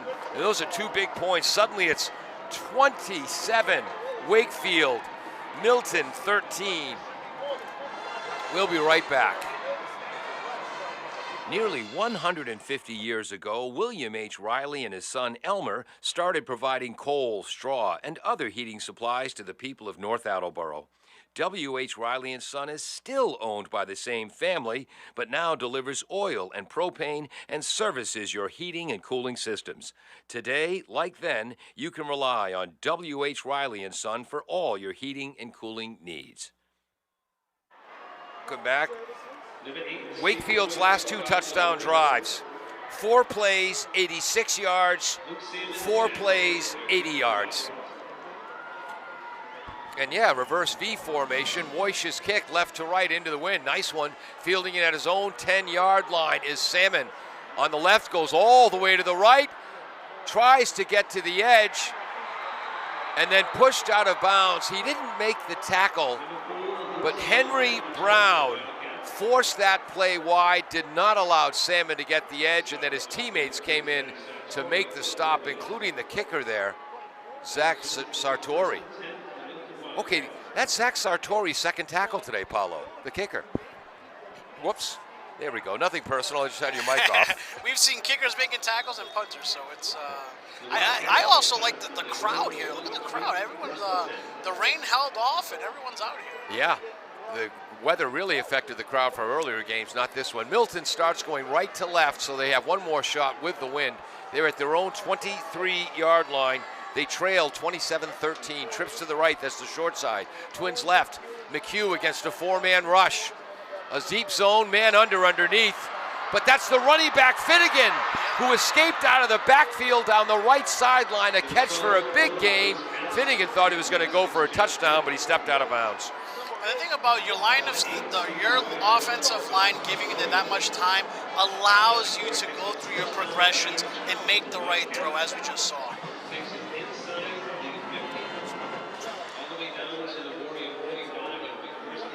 42-yard gain. And again, great job by the offensive line of Faherty, Riccardi, Kokoris, Ruiz, and White. 1st and 10 now. They're at the Wakefield 45. Timeout called by Wakefield. Is that the first of the half? Yes, it is. We'll be right back after this. Score is Wakefield 27, Milton 13 in the Division III Super Bowl. Ryan and Sons Family Sports is a 3-generation family business that first opened their doors way back in 1949. Ryan and Sons is a local source for sports equipment and high school and professional sports apparel. They sell a variety of local town apparel, school sports hats, and more. Ryan and Sons is located at 15 North Main Street, downtown Attleboro. You're invited to stop by and check out their wide variety of embroidered and screen-printed high school sports apparel. Welcome back to Gillette Stadium. We're in the third quarter of the Division III Super Bowl. Paulo, I think the mystery man, number 45, he might be sophomore Matt Beaver, listed as number 89 in the program, 6'2", 200 pounds. He's listed at tight end. And I'm going to guess that's who 45 is. 1st and 10, Milton. They give it to Finnegan, again out of that spread formation on the RPO. Finnegan right up the middle. And this is going to be another huge gain for Finnegan from the 45 of Wakefield to the 26. 19-yard gain. So on this drive, a 42-yard pass to Finnegan, a 19-yard rush by Finnegan. So I think they want to get the ball in one of their best players' hands. Probably Finnegan. And there's Finnegan again, up the middle. Beaver, we believe, with the hit.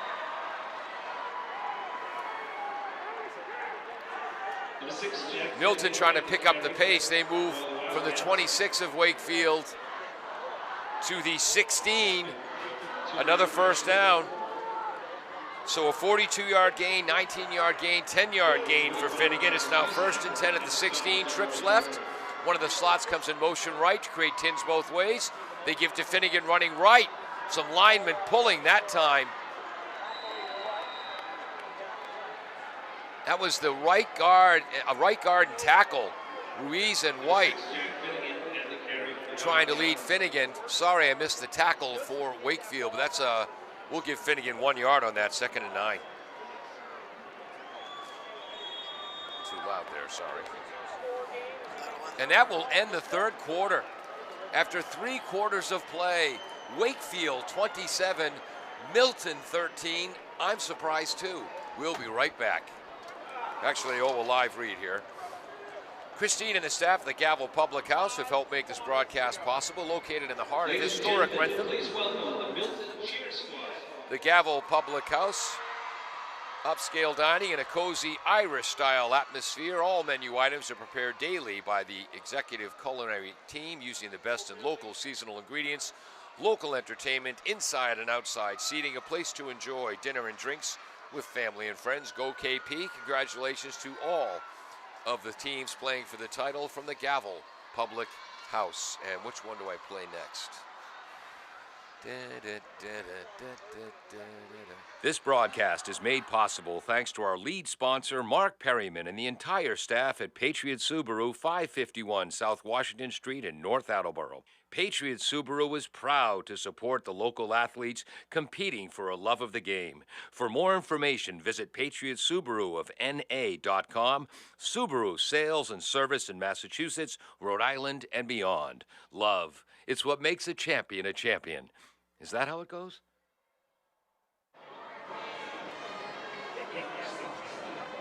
Welcome back to Gillette Stadium. We begin the fourth quarter. Milton is down 27-13, but driving. In just 4 plays, they've moved from their own 23 to the 16 of Wakefield. 2nd down. Well, 10 yards to go.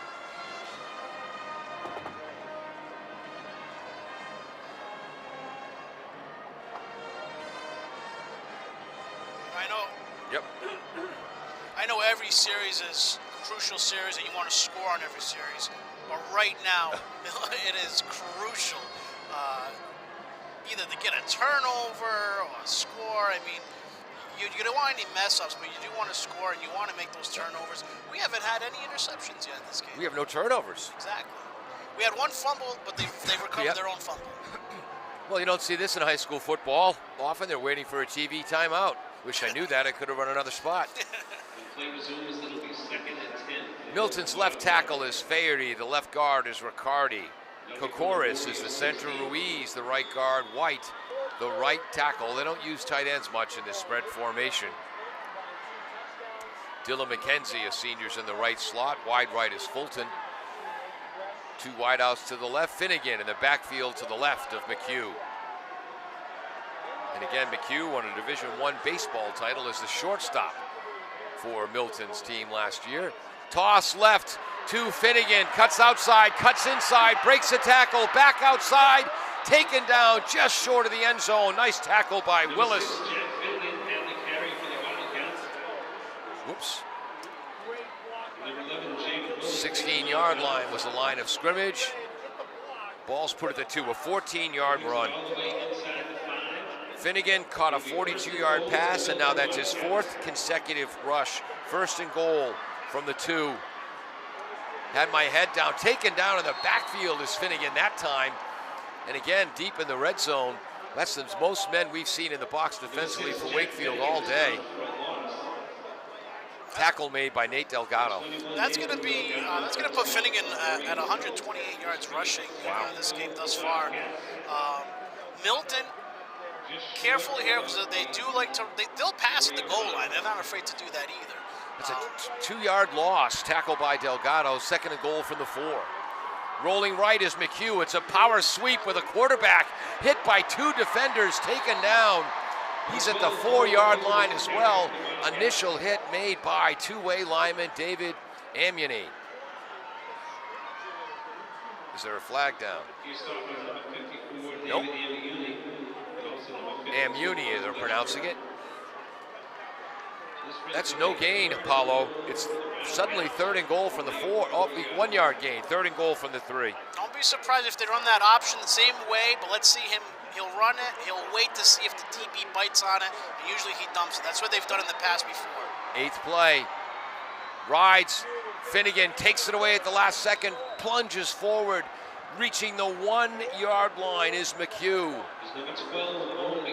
It's going to be 4th and goal from the 1, and they won't even think about kicking this. LaMonica on the tackle. They give to Finnegan. Finnegan is in the end zone, running behind the center, Kokoris, and the left guard, Riccardi.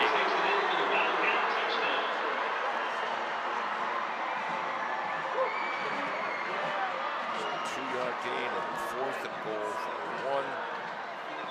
Finnegan is in the end zone. Oh, great blocks that time by both the tackle Faherty and the guard Riccardi. And in a spread formation, when you get to blast block, it's a rare and beautiful thing for offensive linemen. Yeah, absolutely. And the blocking, the line of scrimmage is going to be such a deciding factor in this last quarter here. PAT by Finnegan. He gets all of that one. And that makes the score 27-20 with 10:16 to go in this game. And rats, I didn't write down. Oh, no, that drive. No, I didn't write down when the drive started. A 9-play, 77-yard drive. And McHugh carried the ball twice. Beyond that, it was a 42-yard reception by Finnegan.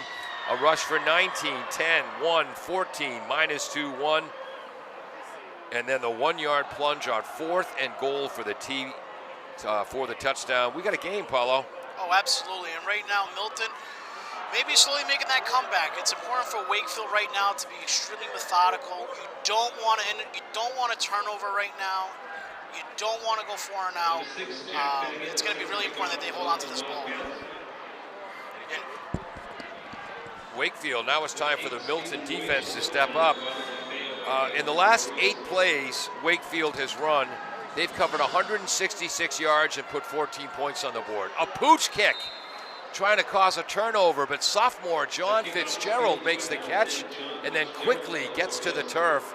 Smart play by the sophomore, well coached by Rafferty. Yeah, usually within those first 2 lines, those first 2 levels, if you get that ball, you just want to take a knee. You don't want to risk a turnover or get blindsided by someone. Usually those first 2 levels, coaching will usually say just take a knee at that point. So Wakefield with a 7-point lead will start at their own 36-yard line. The wind is at their back. 10:15 to go in the game. Double wing formation. Right wing comes in motion left. It's a toss. I believe that's Christian Delgado again. I'm telling you, they told us Delgado was the svelte receiver, Christian, and Nathan was the hard runner. You can't convince me that Nate runs any harder than Christian. Oh, yeah. I mean, they have 5-yard gain, sorry. No, I'm saying they just have such dynamic runners. I mean, obviously Nathan, Christian, and then Bobby DeFeo, too. All getting reps today. DeFeo, the fullback in this double wing formation, and again, his helmet almost touching Willis, the quarterback's backside. This time it's actually a slot on the left, so the tight end Dixon is on the right. That's the wide side. Hand off to the right wing, coming on a sweep left. Who is that lead blocking? That's number 56, the center, LaMonica. Are they pulling the center on that play? Or is he just that quick? Wow. That's a first down run. That was Delgado again, right? Correct, yep. Went from the 41 to the 48. 7 yards. So 12 yards in the last 2 carries. Yeah, that's 56, the center. Do you realize how skilled you have to be to snap the ball and then pull? There he goes again. Right wing, Christian Delgado comes left. That is amazing. My big brother Mike calls center a skilled position, and we mean that because he handles the ball.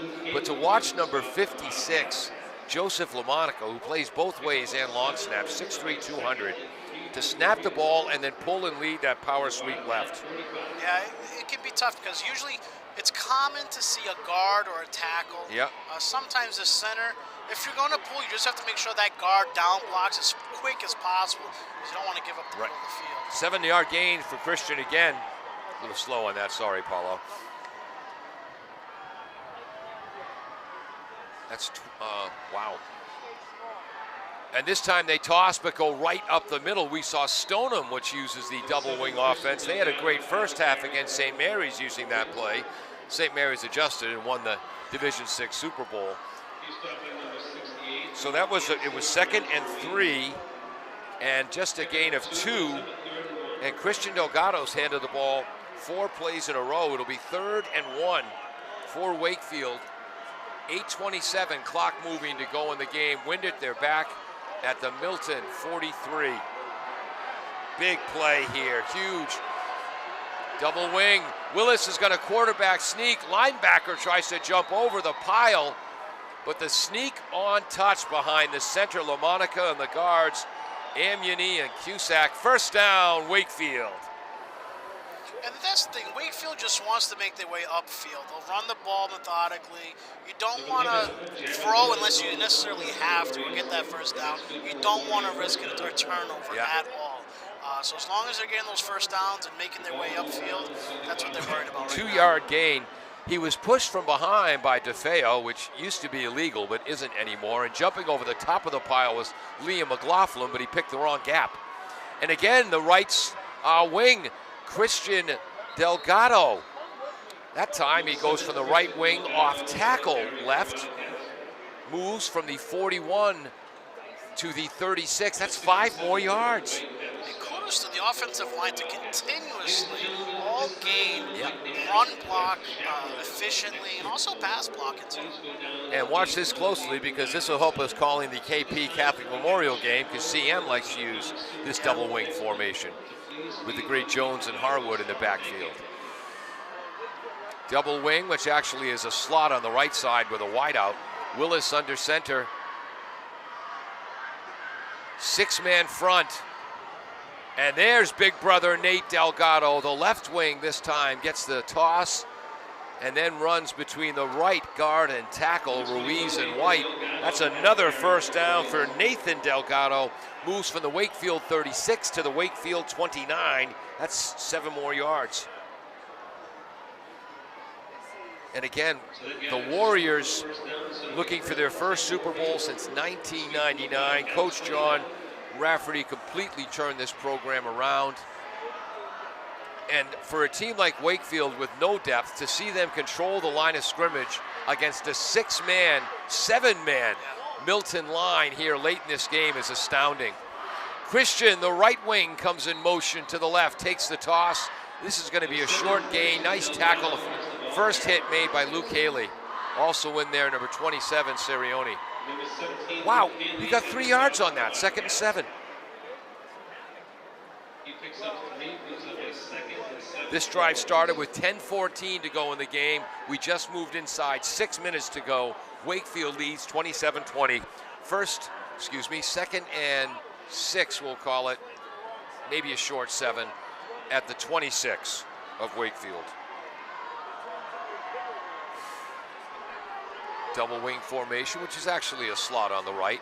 This time Willis fakes the toss, spins for the second time today. He runs that play, gets to the outside, cuts back, and then gets down inbounds at about the 4-yard line. And Willis gets up limping. They've run that play twice today, twice only, both times with great success. Wow. And yeah, he went down, not because he was trying to stay in bounds and keep the clock moving, but yeah, he tweaked his ankle there late in the run. But he gets the play from the sideline, heading back to the huddle. The ball's at the 3-yard line. That's a 23-yard run. 1st and goal. We're approaching 5 minutes to go, which means this drive has taken more than 5 minutes. There's the double wing formation on the left hash mark. They toss till Nate Delgado, the left wing, coming right. Gets to the 1-yard line. Running behind LaMonica, the center. 21, Nathan Delgado was the carrier for the Warriors. Hold on, forgot to write that down in my game notes. So that's a 2-yard gain. 2nd and goal from the 1. 11th play of the drive coming up that began at their own 36-yard line. All of it on the ground. How about Javen Willis with 75 yards rushing? How many carries? He's at 7. Wow. Double wing formation. 6 men on the line for Milton, 5 linebackers. And I don't know how he did it. All right, the left wing, Delgado, Nathan variety. That almost looked like a spin inside handoff. They do that a lot. Nope, that was a toss. Oh, and the behind big number 77. That time the left tackle Johnson pulled to lead Nate Delgado into the end zone. So we saw 11 straight running plays, but we saw a great deal of variety. Sometimes it was the center pulling, sometimes the tackles, sometimes a guard and tackle. And they know exactly what gap they're attacking. PAT by Letchford is good. Wow. 34-20, the 14-point lead restored for Wakefield. An 11-play, 64-yard drive, all on the ground. We'll be right back. Ryan and Sons Family Sports is a 3-generation family business that first opened their doors way back in 1949. Ryan and Sons is a local source for sports equipment and high school and professional sports apparel. They sell a variety of local town apparel, school sports hats, and more. Ryan and Sons is located at 15 North Main Street, downtown Attleboro. You're invited to stop by and check out their wide variety of embroidered and screen-printed high school sports apparel.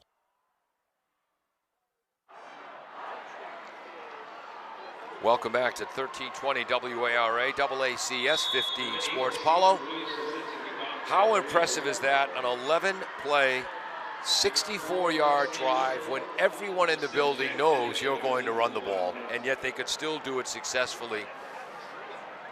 And how intricate, again, it looks like a caveman football offense, but that is incredibly intricate offensive line play. Oh yeah, I mean it boils down to the offensive line, the line of scrimmage, winning those battles, right? We talk about the center pulling occasionally. Yep. What's really important too is also those edge blocks. Yeah, right? the tight ends. Yeah, those are so crucial. and the tight ends are Matthew Beaver, the sophomore, and the senior Ian Dixon. Returning from his own 10-yard line across the 20, getting out near the 30-yard line is Luke Salmon, the senior for Milton, and the Milton crowd trying to pump up their team as they have 4 minutes and 3 seconds to go, down 14 points, heading into the wind. Milton's not afraid to throw. We've seen, obviously, over a 40-yard pass already from Milton, 12, 5, 9, 19. So don't be surprised to see them out here throwing. I mean, they have to throw. You have to get upfield. You have to try and put some points on the board. Salmon returns it from his own 10 to his own 27, so we'll give him a 17-yard return. 1st and 10. Twins both ways, right side's the wide side. Finnegan's the running back that way. McHugh back to pass, 4-man rush. Dixon pressures him, throws deep, he's out there, knocked away at the last second. Stephen Woosh, W-O-I-S-H, or as Curly Howard would say, W-O, woof. What a diving deflection to knock that pass away. Oh, that's a touchdown. That's a touchdown saving deflection right there. As open, it looks like Shane Olson was going to catch that ball and run all the way.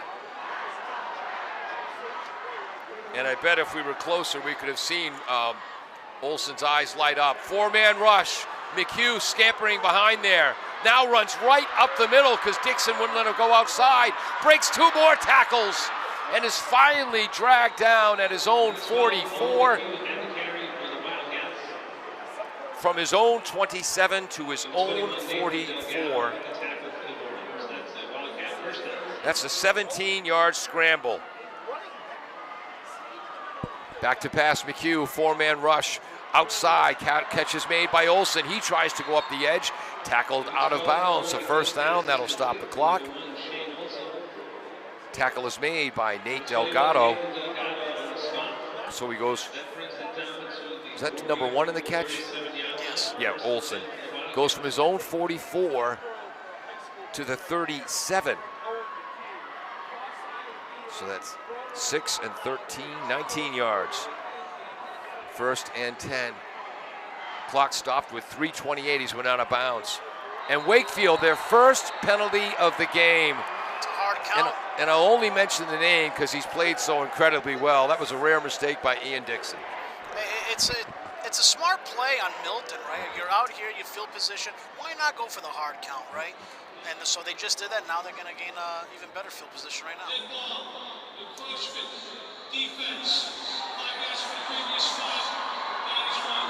So that moves it to the 32-yard line, making it 1st and 5. Milton trailing 34-20, 3:27 to go. Don't kid yourself, this game's not over. Oh, with a 3x2 set, don't be surprised if someone goes in motion here, or they just might not even have any halfback. Trips left, that's the wide side. Twins right. 5-man front now for, whoops. And Wakefield has done it again. Back in the old days, that wouldn't be a penalty if you got back in time, but now it's called encroachment. The tough part is that they're excited. Yeah. I mean, let's not kid it. I mean, they're playing football. They're in the championship. They're excited, but coach always said you always watch the ball. That's my being coach. You always watch the ball, but it's tough because just hearing that go or hike, you're tempted all the time. It's working out in benefit for Milton right now. You know, that was one of the good things about being a safety and cornerback in my high school career. Tough to jump off sides in that position. It's so tough playing corner and safety, though, just because it's open field. You know what I mean? You miss an open field tackle, everyone knows it. But, that only happened to me once. I was not a ferocious hitter, but I was a real short tackler. Yeah. And I've told you this story before. Mark Nero's coming at me, don't give up the sideline, don't give up the sideline, don't give up the sideline. Next thing I know, Mark Nero's running up the sideline, and I'm looking for my jockstrap. And then Howie Long clipped me. Lousy call on Howie Long, because I missed the tackle, and he clipped me after the fact. Yes, folks, the Howie Long. He's going against Paul Healy. He has to. No, please. Trust me, Paulo. No, he did. If he went against Rich Healy, Mike Healy, or John Healy, not against Paul Healy. 1st and 10, Milton, 10 free yards. They're at the 27-yard line of Wakefield.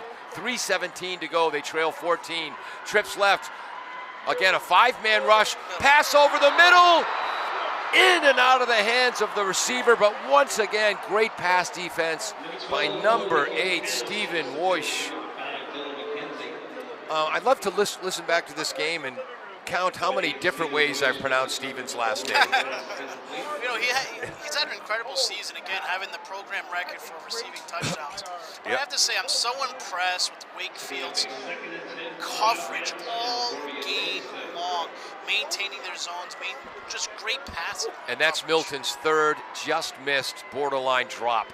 Bubble screen to the left, read beautifully by Nathan Delgado, tackling Michael Fulton. He was the wideout on the left, came towards the interior of the line on a bubble screen. It's going to be a 4-yard gain, but great tackle, Delgado. 3rd and 6. Back to pass, McHugh. Line of scrimmage is the 17. Caught over the middle by Luke Salmon, and they're going to move. So where were they? So 27 plus 4, that made it 23. Oh no, that's 23.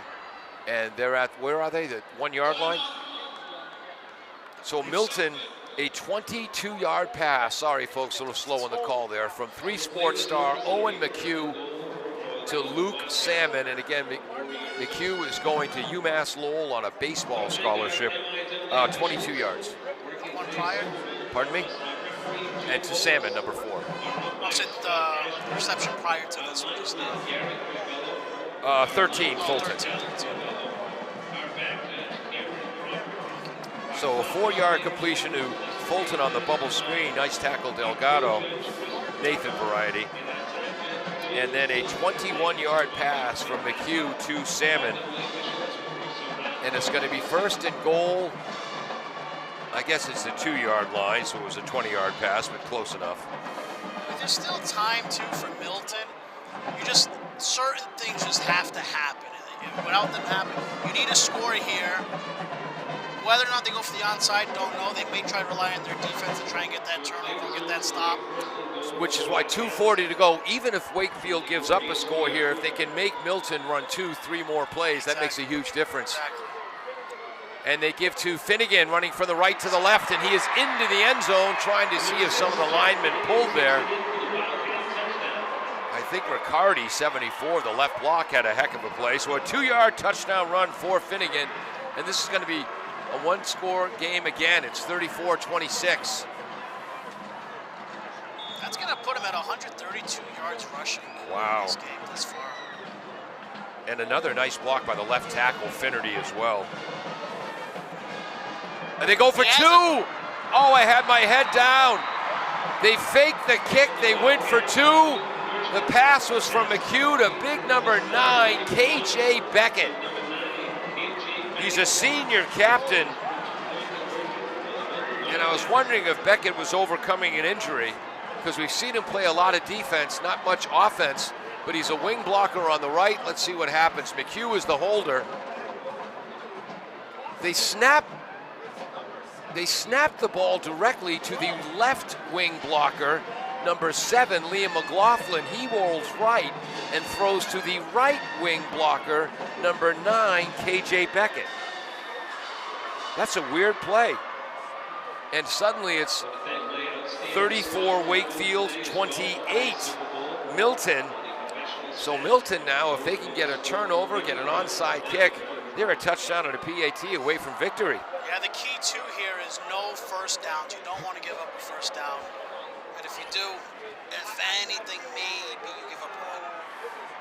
So 10-14. Didn't write down when that drive began. There's just 2:36 to go. And now Milton will try an onside kick. Want to thank our sponsors, Rentham Cooperative Bank, Patriot Subaru, Eagle Brook Saloon, Northeast Financial Services, W.H. Riley & Son, Ryan & Sons Sports in Attleboro, the Village Auto Sales, going to play one of their spots, the Gavel House, the Gavel Public House in Rentham, and the Rich Harwood of Lovell, Harwood, Bay State Financial Services.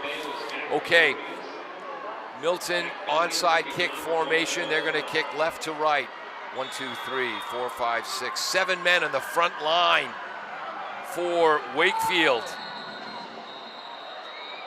And now it's, and at the last second, Wakefield calls timeout. Great move by Coach Rafferty, wanting to see what Milton is going to do. I thought 7 on the front line was a bit much. Now they get to see what Milton was going to do and readjust. And honestly, it's just so hard. It's hard executing an onside kick regardless of kind of what formation you come out in. What are you talking about? 8% of them have been recovered this year in the NFL. You know, and for Milton, if you lose the onside, it just becomes so, you rely way heavily more on your defense right here. Who knows? Maybe they come out in a different formation. Yeah, now, you never know. Thank you so much for joining us on 1320 WARA, all over the world at WARAradio.com. 24 hours after the game, we'll link up our radio call with the Dave Angels video footage. You can find that on the double ACS, that's the word double, ACS, YouTube channel. Same formation for Milton. Kicker is in the middle of the field. Looks like it's Finnerty. He has 4 players to his left, 6 to his right, and now 6 in the front line for Wakefield. Now they're changing the formation. Finnerty's way over to his left. High hop, Orlando Mari style. Hasn't gone 10 yards yet. It's going to go 10 yards, but what the Wakefield players have to realize, you don't have to wait for it to go 10 yards to recover it. And they might have been able to, the flag is down. I think it went out of bounds before the 10-yard mark.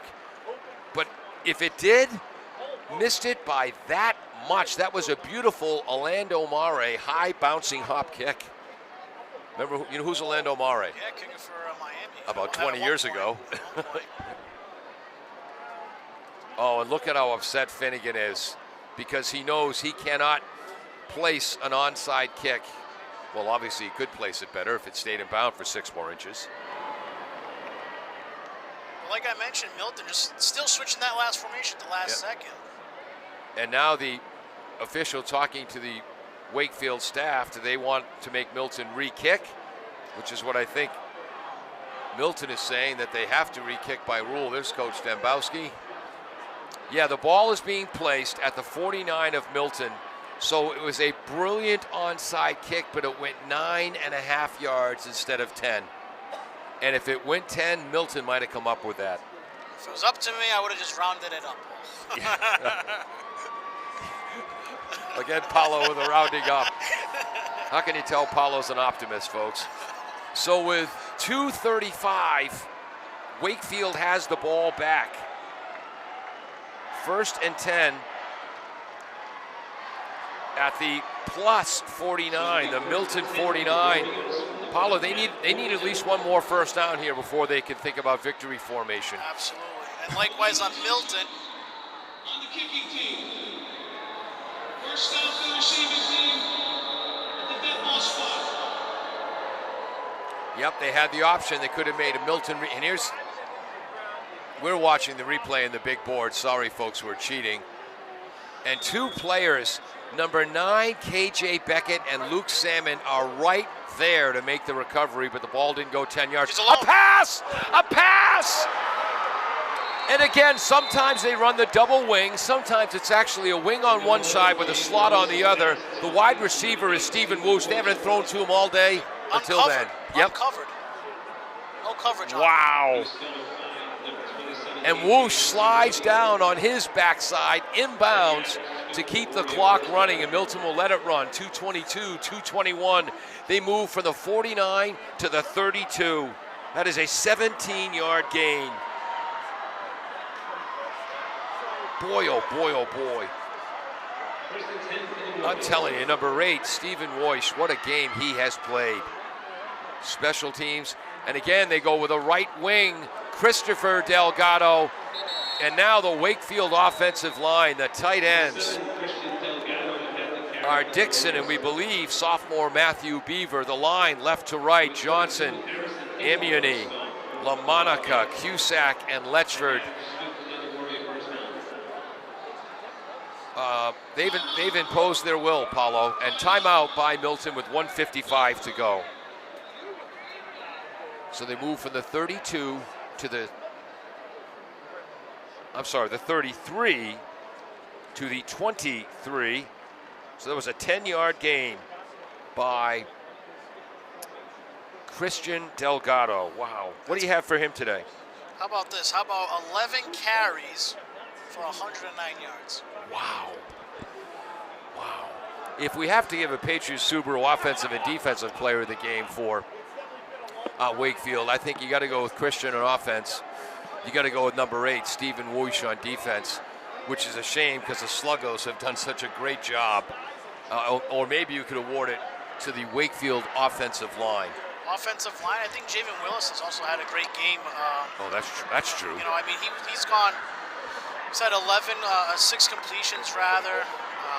We'll get the yards for you in a little bit, but he also has 75 rushing yards with 7 attempts. And 2 touchdowns. No, the other one he didn't get in. Touchdown. Yeah, he has 2 rushing touchdowns, yeah. His second rush and then his 5th one were touchdowns.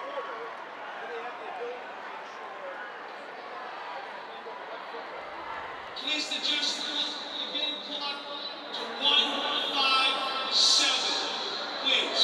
So they're putting 2 seconds back on the clock. Why, back in my day, Those 2 seconds, especially in football, can make such a huge when I started difference. playing, there were no scoreboards. The referee looked at his wrist to keep time.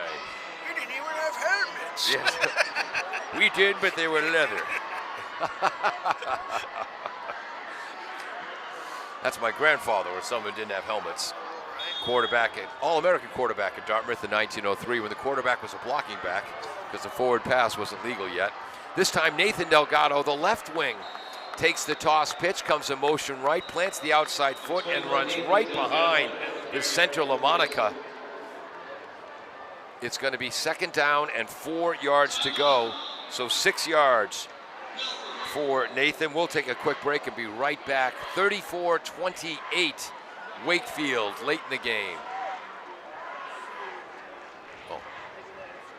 Village Auto Sales, a family-run auto dealership, has been serving the Attleboro area for over 20 years. They have a large selection of cars and trucks for sale with an inventory that changes weekly. You can visit their website, villageautomA.com, to review a selection of featured vehicles or search for vehicles by make, body style, or price. Village Auto Sales, located at 1076 Pleasant Street on the Attleboro-Norton line.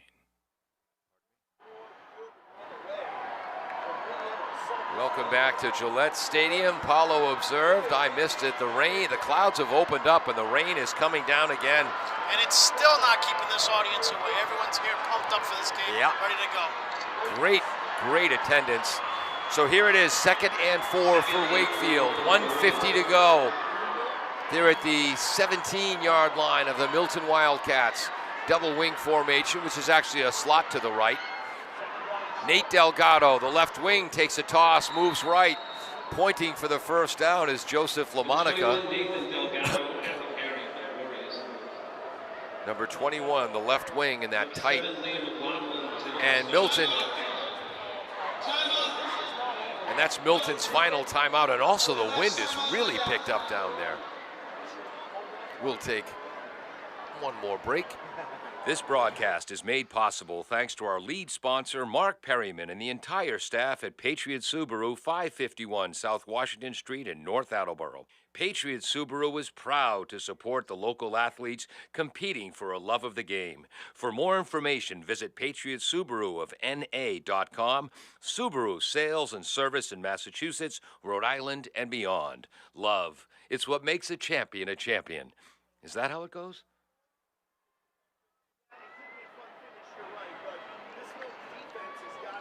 I think that's how it goes. Love, that's what makes a champion, a Subaru, something like that. One of my fears is still the, ow! You mean this one? Does your back hurt after a long night's sleep? Ow. Has your mattress seen better days? Betting Center not part of today's broadcast, though. They were with us Thanksgiving. Huge play, 3rd and 1 for Wakefield at the 14 of Milton. If they convert this first down, the game's over. Toss, handoff to Nathan Delgado, the left wing, moving right, going behind Ruiz and White. Milton thinks they slowed him down. And I apologize, Milton fans. Can't see who was in on that tackle. And they are going to call it 4th and 1, so his knee must have hit, because he only gained about a half a yard. So we put 0. And again, his knee must have slipped and come down, because I thought his upper body was past the line, but obviously the officials are much closer than me, Paulo. Clock is continuing to move, though. 104, 103, 6-point lead for Wakefield. And now they're covering Woish when he splits out wide left. Tight wing right, tight slot left. Then there's that spin by Willis again. 3rd time he's run it. He dives forward near the 10-yard line. First down, Wakefield Warriors, and that'll do it on 4th and 1.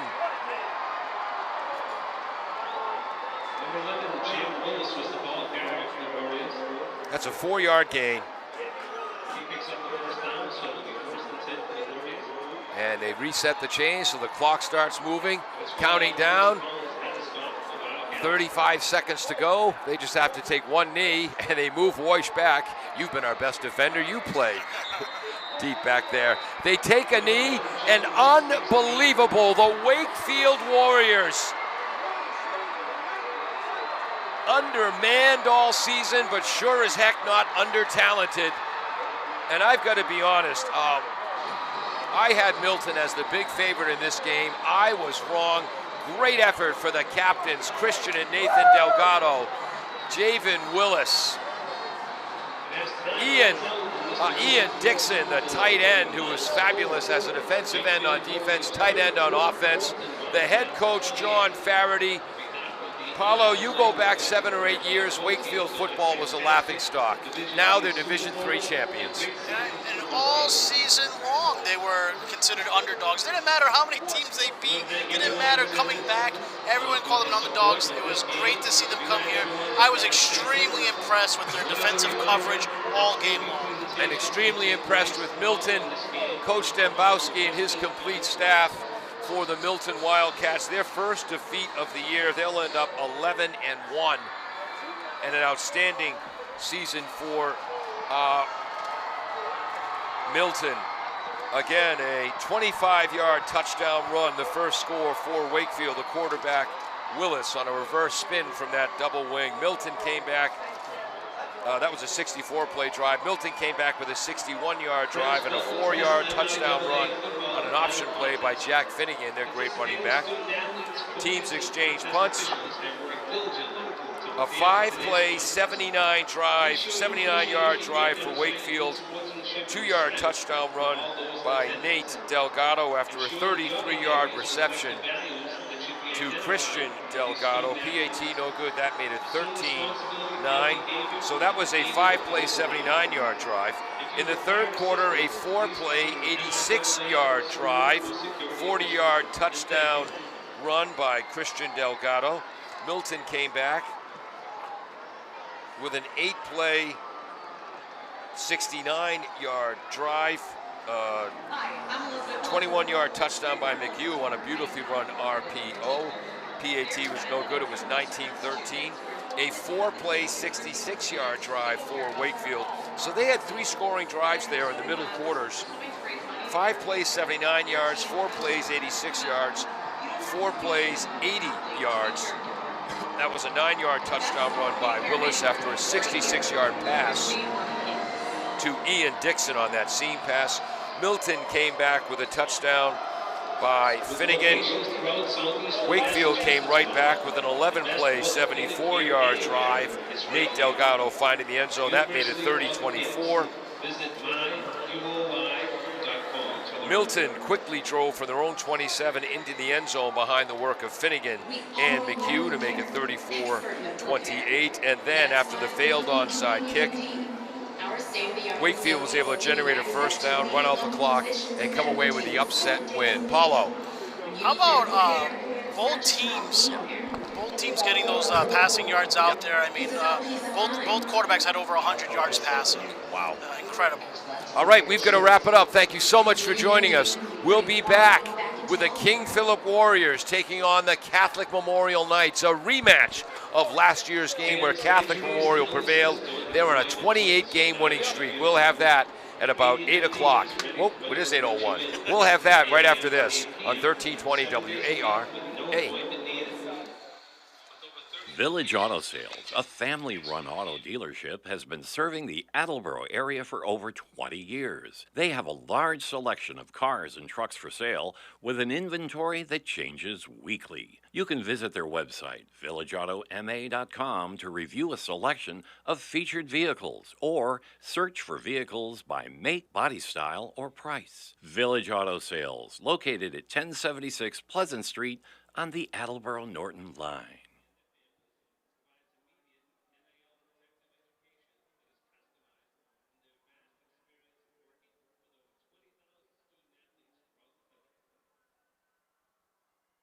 Rentham Cooperative Bank, established in 1901, 4 years